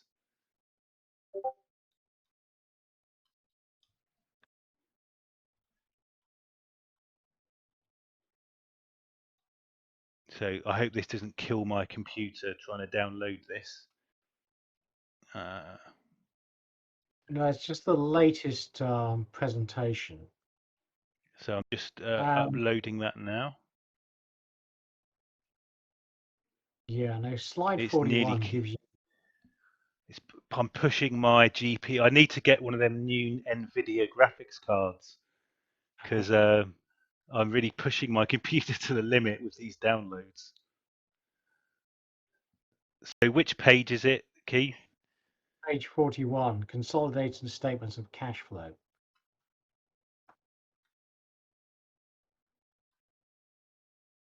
And if you look at the on that slide, it basically just reiterates what Rogue was saying from his slides. But cash flows from financing activities. You know, you've had net inflows from debt issuance of 450 million. You have proceeds of borrowings minus repayments of borrowing. And then you've had cash paid for interest, debt issuance cost, 34 million. You know, increase, decrease in restricted cash, hedge modification, those all add up. You know, and then you've dividends to shareholders of 143 million. Now you do have these repurchases of shares equal 33 million, 34 million. But well, actually, that's a bit of a paradox for you. They've been buying back, doing share buybacks. So in 2022, they did a load of share buybacks worth 10% of the total of the company, actually. And they did 97 million's worth of share buybacks announced this year. Right. Because the one thing I would say in their defense is they have absolutely been growing this business. So that acquisitions of 290 million have grown the business. So in order to keep the business at steady state, you would have to spend a lot less than that. But, you know, when you look at expenditures on natural gas and oil properties and equipment, plus the new acquisitions, it's, you know, when you take all the interest costs and the expenditures away, and frankly, why aren't those expenditures in operating activities? Which expenditures? So in cash flows from investing activities, expenditures on natural gas and properties and equipment, presumably that is expenditures on new equipment for the properties they've just acquired, and that's why it's in investing activities. But still, you know, this doesn't add up to a very profitable company in my books. Right. You know, that bottom line is they've issued 450 million of new debt, and that covers the acquisitions plus the dividend. Yeah. So the thing is, it'd be great to see them stood still for a couple of years to then really have a look at them without all of that activity. It kind of, but to be, I mean, GeoIT's just posted something from their statement where they're basically saying that they can borrow off their banks without any problems. I think that references the, I believe, the increase in their borrowing base up to 375 million in 2023. No, I completely agree that they can borrow. But my point is that the rate at which they're going to borrow will be potentially double what it was last year. Yeah, yeah. And given their interest expense, and when you look at that cash flow statement, you know, there's not much margin for error on this. No. So that dividend, unless they're keeping on borrowing, is the bottom line. So if the interest expense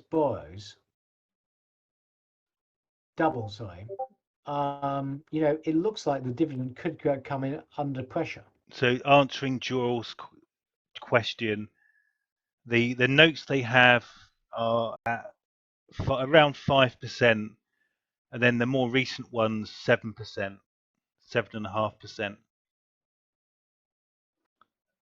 Yeah, I believe that the blended is 5% from their latest presentation I read. So they're paying about 5% on their debt. Okay, I'm having a bit of trouble with my PC. It's refusing to allow me to post anymore, any attachments. But okay, I've got coming up in the weekly the yield on leveraged loans. Now, in the case of DEC, it's a highly leveraged borrower, asset backed. I don't know what the cost of its borrowing compared to other US corporates would be. But if it's a to give you an example, the leveraged loans in 2021, so, before the Fed started raising rates, so 18 months ago, leveraged loans were sub 4%. They're currently 9.6%. So I don't know what rate DEC would have to borrow at, but worst case scenario, if they're treated as leveraged loans, it would be double what it was in 2021, which is not double what it was in 2022, but still it would be a substantial increase. Yeah. So, well, so anyway, I was quite pleased that I was able to translate their profit and loss into a kind of an understanding of how they're able to operate, and you can kind of see how they do skim. Their model does allow them to skim off money for these amazing dividends, but despite regardless of whether the price of gas goes up or down. Obviously, we've got the interims coming out soon when we expect this to drop down. The revenues will drop down a lot, but then we should see this total costs drop down a lot as well. And then in the long run, though, when you consider their PV10, so I have to go back to my so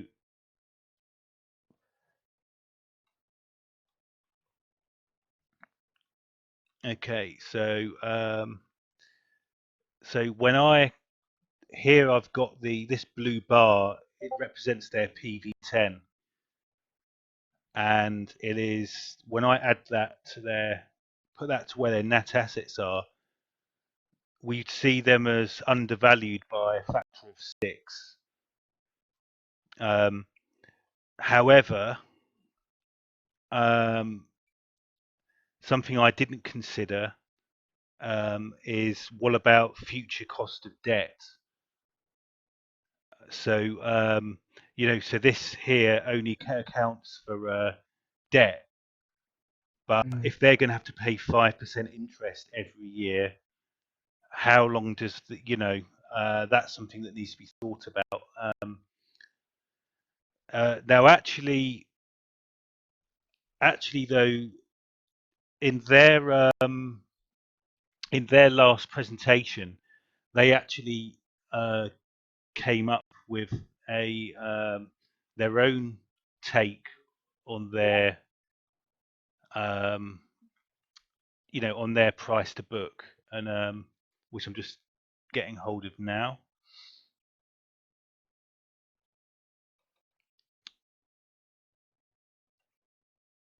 So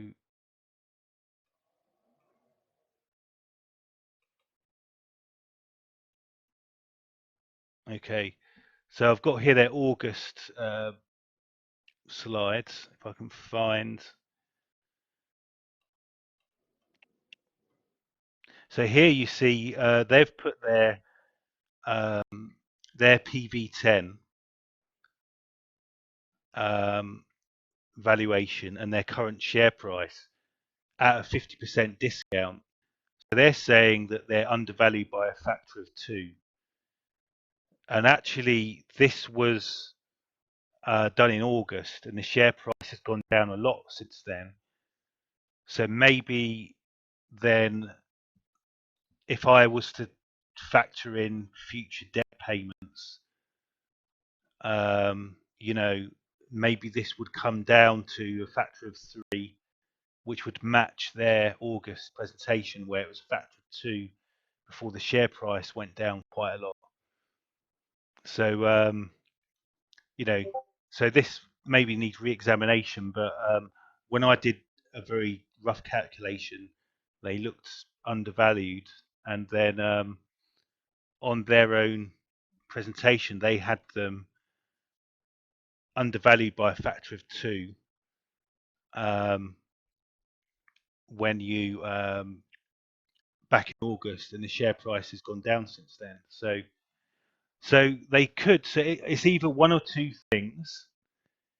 Either the market doesn't understand them and they're actually undervalued, and you could park your cash there for some nice dividends for a long period of time, or the market's actually pricing them correctly, and it's because of perhaps the change in debt, the debt situation, the cost of raising debt, maybe more than anything. Well, the other thing to say is that the directors have been buying. So this, I'm looking at a note from June. The Diversified management and directors have made a combined purchase of 270,000 shares. Rusty Hudson, CEO, Martin Thomas, Vice Chairman, and David Johnson, INE Chairman. So, but that's not that much, because that's it's not. 200. That's only 270 grand. Yeah, but between that is, 3 top bods. Yeah, I agree, but it's still you only buy. But they have to buy some. Well, they may be over it already. I remember in their annual report, they basically, one of their KPIs even is they've got to buy a certain amount of shares. So yeah, to coming back to my slides, that's the thing is we expect the revenue to collapse, but then they'll get a massive income from derivatives. So rather than be a negative, it will be a positive, probably hedge impact. Yeah. And then, but the key thing is that the distance between the revenues and total costs should be the same. So adjusted revenue increase a bit in 2023. So after accounting for the dividends. So yeah, sorry. No, it doesn't seem like a hugely profitable. These were results. So the Sencos table is quite difficult to read, and again, it just doesn't seem like a hugely profitable company. But it's saying that the dividend is well covered. So, okay, so I think I've certainly, anyone who's interested in them, there's a lot of info there that perhaps was helpful. But I was actually kind of a bit enthusiastic about them and pumped up actually before we started, and it's good that you've put me. I'm kind of going to have a real good think about them before. I'm not going to do anything rash for sure. But you are fairly negative about them, actually, I'd No, well, say. I hold them. I only hold about 3 companies, and I hold them because I like the dividend, and because long term I really like the story and I really like the business model. Actually, would you mind coming on now and just explaining your views, because you're quite bullish about the company? Could you come on and give us your opinion?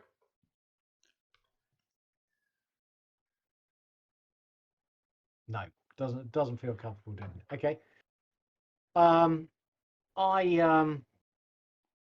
Yeah, I'm worried. I'm worried that the business model would be undermined by rising interest rates. Their kind of strategy of debt fueled acquisition, the interest expense goes up. Now, a lot depends on the structure of their existing debts, and also going forwards, the price of their acquisitions, you could see, could adjust downwards because of the higher increase, the higher cost of debt. So,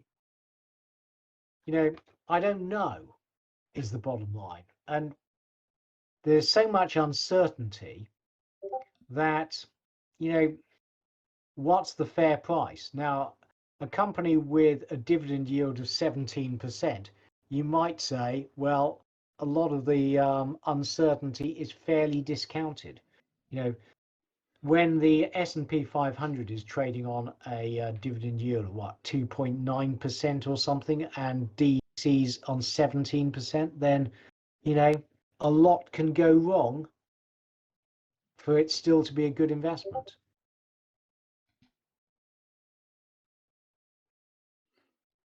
Rogue, what are your final thoughts? Well, so C. Peckham asked what are the assumptions behind the PV10, and I cannot find anywhere the competent person's report. Yeah. They state in their annual report this is the PV10, but you can't see any other details than that. So, and Simon has said the model is kept obscure. I'd love I don't know if Simon's available or not to speak, but I really would love to know how unusual is it to not be able to see this information, because that is in a way I'd love to have a look at the report, how they got to that PV10 value before making a Yeah. decision. Yeah, well, hi, Rogue. Yeah, you remember we spoke a few weeks ago about how the reserves base of US SEC regulated companies are reported on, and these are basically cash flow models of a future production from reserves discounted at different costs of capital or discount rates. So I imagine that being a US company, they would be familiar, as any oil and gas company is, with these discounted cash flow models. Now, on AIM and other jurisdictions outside the US, there's no obligation to report and divulge the basis of these models. So you will see other AIM companies also produce PV10 or PV8 or whatever discount factor they use kind of models, but they don't necessarily disclose the underlying assumptions for these financial models. As you say, sometimes you'll find that the competent person carries out this work as a third party for the company, and these can appear at the prospectuses when the companies are floated on AIM or ASX or the Canadian stock markets. But as ongoing reporting, it's quite usual for non-US and non-Canadian companies not to divulge this information. That's the fundamental problem in my view. Mm. Yeah, because it means you've got no way really to value them. Well, no, exactly. That's right. You have to develop your own models, as people like Senkos and the analysts do, but even they don't, I don't think, divulge their underlying assumptions either. We have actually on this Discord channel a great modeler in Uncool Tom, and he's modeled several oil and gas companies in previously, I think up till about a year ago, and he's got fed up with the oil and gas investment side, I think, for the time being. So, but I mean, I've seen some of his models, and they're pretty good. As an asset manager, I used an asset purchaser. I used to develop all these models, but they're pretty complex, and you have to know all the legislation, the petroleum taxation, the underlying jurisdictional terms and conditions for companies on different exchanges and this and that. So these models can be quite large and cumbersome, but it's quite rare to see outside the US that people divulge all these assumptions. So I've in my verdict slide then really I was looking at them as a great place to park cash whilst getting nice big dividends. Could they be undervalued? I mean, let's take it by their own measures and say 3x, say, because market participants don't understand them. If that was the case, you could then sell half when they were revalued, you know, next time gas prices went up or something, and then just hold on to the rest as a money tree. You see how pumped up I was before we started, before the rains of truth, before the truth started raining down on us. You can see how enthusiastic I was, calling them a money tree. But there is, though, a leap of faith in accepting their model, which I try to understand by picking apart their cash flows, but I wouldn't say I understand solidly yet. And there's a leap of faith in their model you've got to take before investing in them. And the big questions I have is their PV10 data, having to take their word for it, and also the switch from their being able to borrow at zero, you know, the switch from the 0% world to having to do asset-backed securities world that they're in now. Is that a bad thing? Which was one of your biggest points that you kept bringing up. No, that's a really great thing, because what they've done is they've switched from LIBOR plus to fixed rate, which is an incredibly smart move. So they've fixed in, you know, interest rates last year, right? And if they'd stayed on variable rate, then, you know, the interest rate has gone from what, 0.5% 18 months ago to 5.25% now. So that has been an absolutely very smart move. Well, yes, it is a smart move, but actually, back in the, you know, in all these years they've been building up, it was a 0% LIBOR world, and so they were only paying 4% interest, whereas now they're paying fixed 5% interest. So they Yeah, are that's actually true. paying more now. No, that is absolutely true. But if they were paying LIBOR plus 3.75%, they'd be paying 9%. Yes, yeah. So yeah, you're right, but it's still a good thing. Actually, Simon W, was saying, I think in conclusion, wait for the next acquisition and see how they finance it. I think that's pretty smart, actually. I think that's a very good suggestion. I mean, for my own part, I have held these shares now for the best part of 2.5 years, and I am down, but in that time, I've made 30% plus in dividends. Mm. So I'm holding on. I'm reassured that the directors are buying. And medium term, I just really like the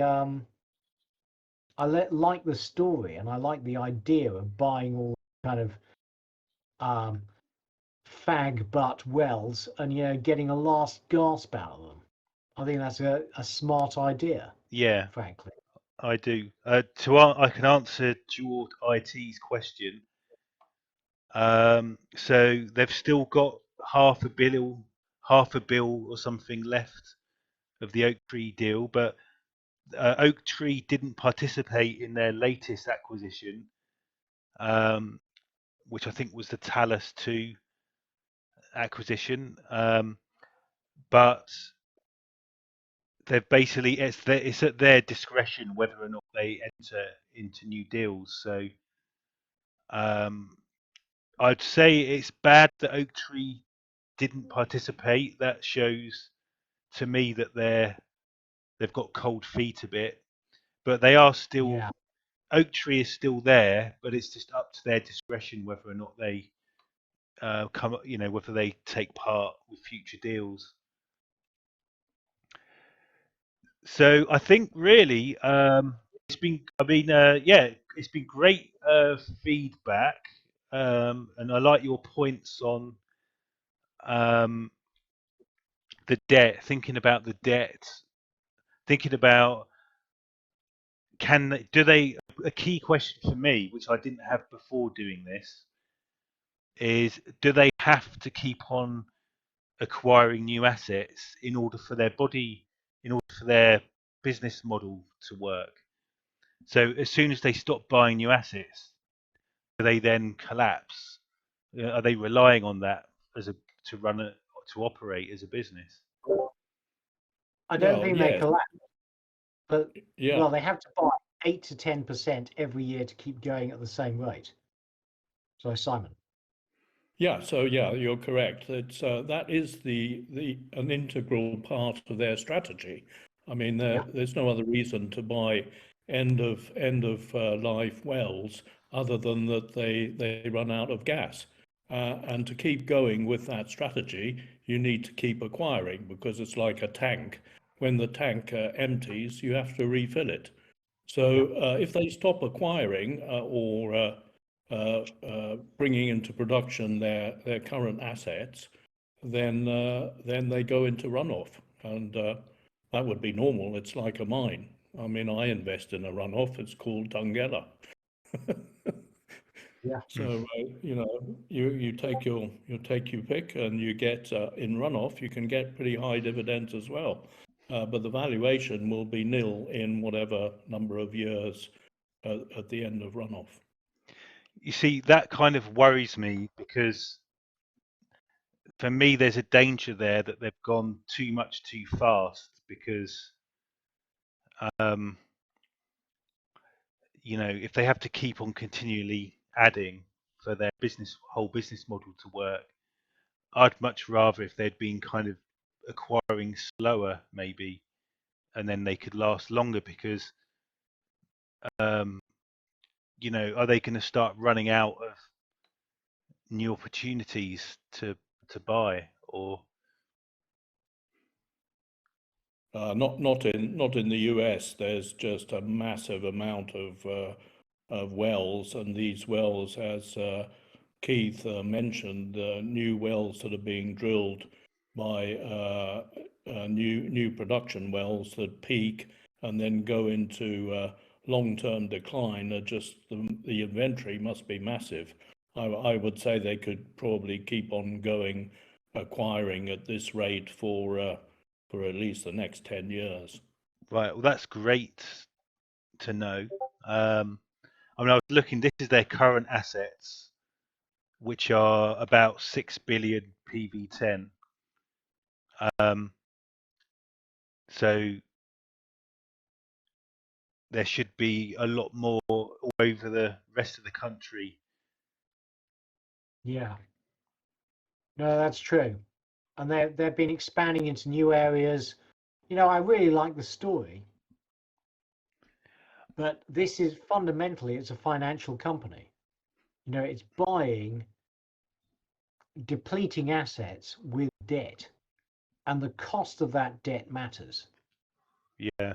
And we know that debt costs have basically doubled.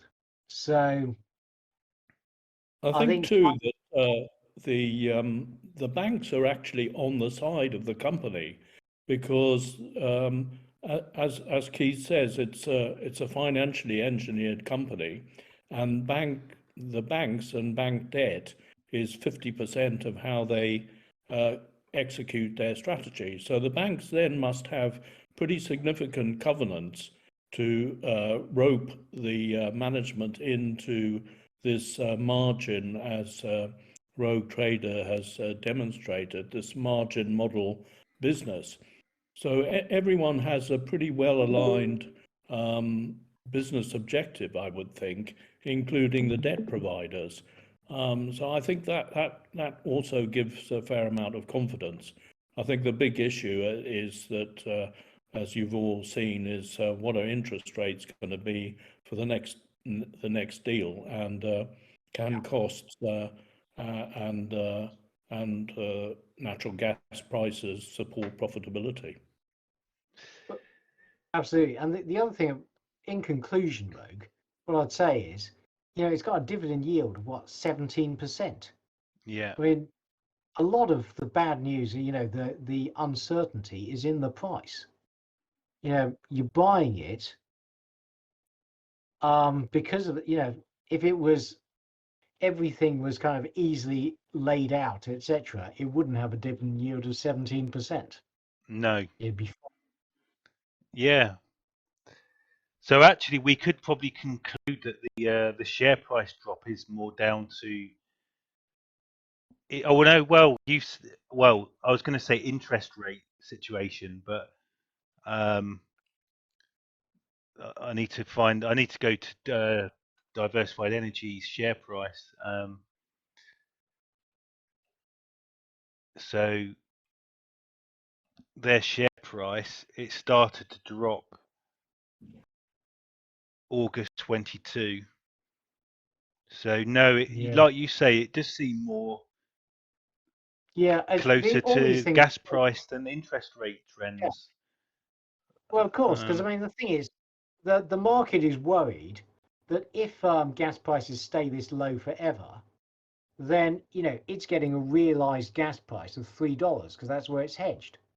But, you know, if gas prices stay down here forever, it can't re-hedge at $3. It's going to get $2. You know. I mean, actually, they are hedged above $3. They're hedged above current gas price in their latest RNS. Yeah. For the next, all right. This is okay. I'll go and get the exacts. No, it's in the document I posted, which was their corporate presentation. You can see that they are well hedged for. It's like, let me find the particular page, but they give the percentage they're hedged over the coming years, and it is a decent amount.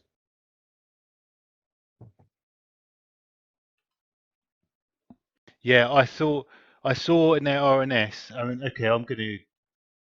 Okay, 2023, it's 85% hedged. 2024. Oh no, but what's the price? Okay, 2023 at 3.79 per million cubic feet. 2024, $3.3, 80% hedged. 2025, $3.23, so lower. So I've just Yeah. drawn on here, which I'll have to boost for you. So currently they're 2023. They're well above. They're basically selling it when you Yeah. take account of the derivatives. They're managed to get a price well above the actual price. Yes, exactly. So although the kind of dumb market, if you like, Yeah. has priced them lower because the gas price has gone lower, they're actually going to achieve a higher price than that. Yeah, but that's true. But you know, what the market is worried about rationally is that the gas price stays at, you know, $2.50 forever, and they can't re-hedge at $3, you Yeah, know, 3.30, whatever. yeah. And If we that does get my so if we get like a $2 price long term, yeah, it will then take they're a in trouble. few years, but eventually they'll be at a price where they'll be producing at a loss. Yes, that's right. So this is what comes back to the PV10, because the base assumption that you have in a PV10 or a discounted cash flow model is going to be the future price, natural gas price you think you're going to obtain. So management think they're going to obtain one gas price, and what Keith's saying is the market thinks, well, maybe not, you know, and that PV10 model is probably a 20 or 30-year model. And looking at gas prices into that far into the future is a matter of guesswork for everyone. But the market is probably being particularly pessimistic, and management are being justifiably optimistic. So the truth probably lies somewhere in the middle. You need to see all the assumptions in the PV10 model to see what stacks up and what doesn't in your own judgment. Exactly. Yeah. So without that competent person's report, you essentially, you know, you cannot really put in the proper due diligence, really. Well, we don't know Well, what their PV10 is, but you know, frankly, it was commissioned by management, so the bias is always going to be one way, I would have thought. Well, I'm definitely going to be. Whereas coming into this, I was kind of certainly 50-50 going to go in. I'm certainly going to be having a real good look at them again before I invest in them, and it'll be good Well, to get their interim as well for some more data. well, I think the thing is, Ray, that I mean, Simon's point about waiting to see what the next acquisition is and seeing at what price it's done in terms of the debt, I think that's a really good one. You know, I think, you know, with a dividend yield of 17%, a lot can go wrong as long as the dividend gets paid. But you know what is clear from going through the financials is that 17% dividend is actually quite fragile. Small changes in the financial metrics and assumptions could result in that dividend being wiped out. Yeah, I Yeah, mean they're and very confident when you watch them. You know, they're very confident about what they're doing, and the fact that they've got, as Simon said earlier, the fact they've got these banks to lend them the money. You know, they wouldn't have done that without you know, looking into it. So it's a very difficult one, this, uh, because of the, well, for me, not having the PV10 data, and then also not being able to totally understand their the cash flow situation, and how they work, and not being able to rely on just the profit and loss statements or the balance sheet as you would normally with most other stocks. So they're a very, very interesting stock. I'm really glad I looked at them, because looking at looking at this fiendishly difficult stock, I learned a few things about cash flow forecast which I didn't know. So it's been worth doing it just from what I've learned about that. No, well, thanks for your efforts, Rogue. It's been a really interesting discussion, I thought. But it's now 20 past 10, so I think we should kind of wrap it up. And yeah, thanks for all your efforts. It's been great having everyone together and an interesting discussion, I thought. Yeah, agreed. Thanks, everyone. So we will do another one next month. A reminder, I'm away for 3 weeks, but try and be on the Discord. And Rogue, any last comments? So not really, because I just said them, which is that was I came into that one really bombastic, really interested in them, and now I'm going to have a real good another look at them, because I really want to be sure about the valuation side and is there a debt problem side before going into them. So that's why it's great to discuss these things as a kind of debate with different opinions. It's really valuable. So thanks, everyone. Great. Okay, well, let's leave it there. Thanks, everyone, for tuning in. Before the next one, Rogue and I will exchange emails and calendars and try and sort out a date in September for the next one. But I thought this format really worked, and it was, had a good discussion. So thanks, everyone, for contributing. Cheers. Bye. Okay, cheers. Bye. Please read the disclaimer. Remember that prices can go down as well as up.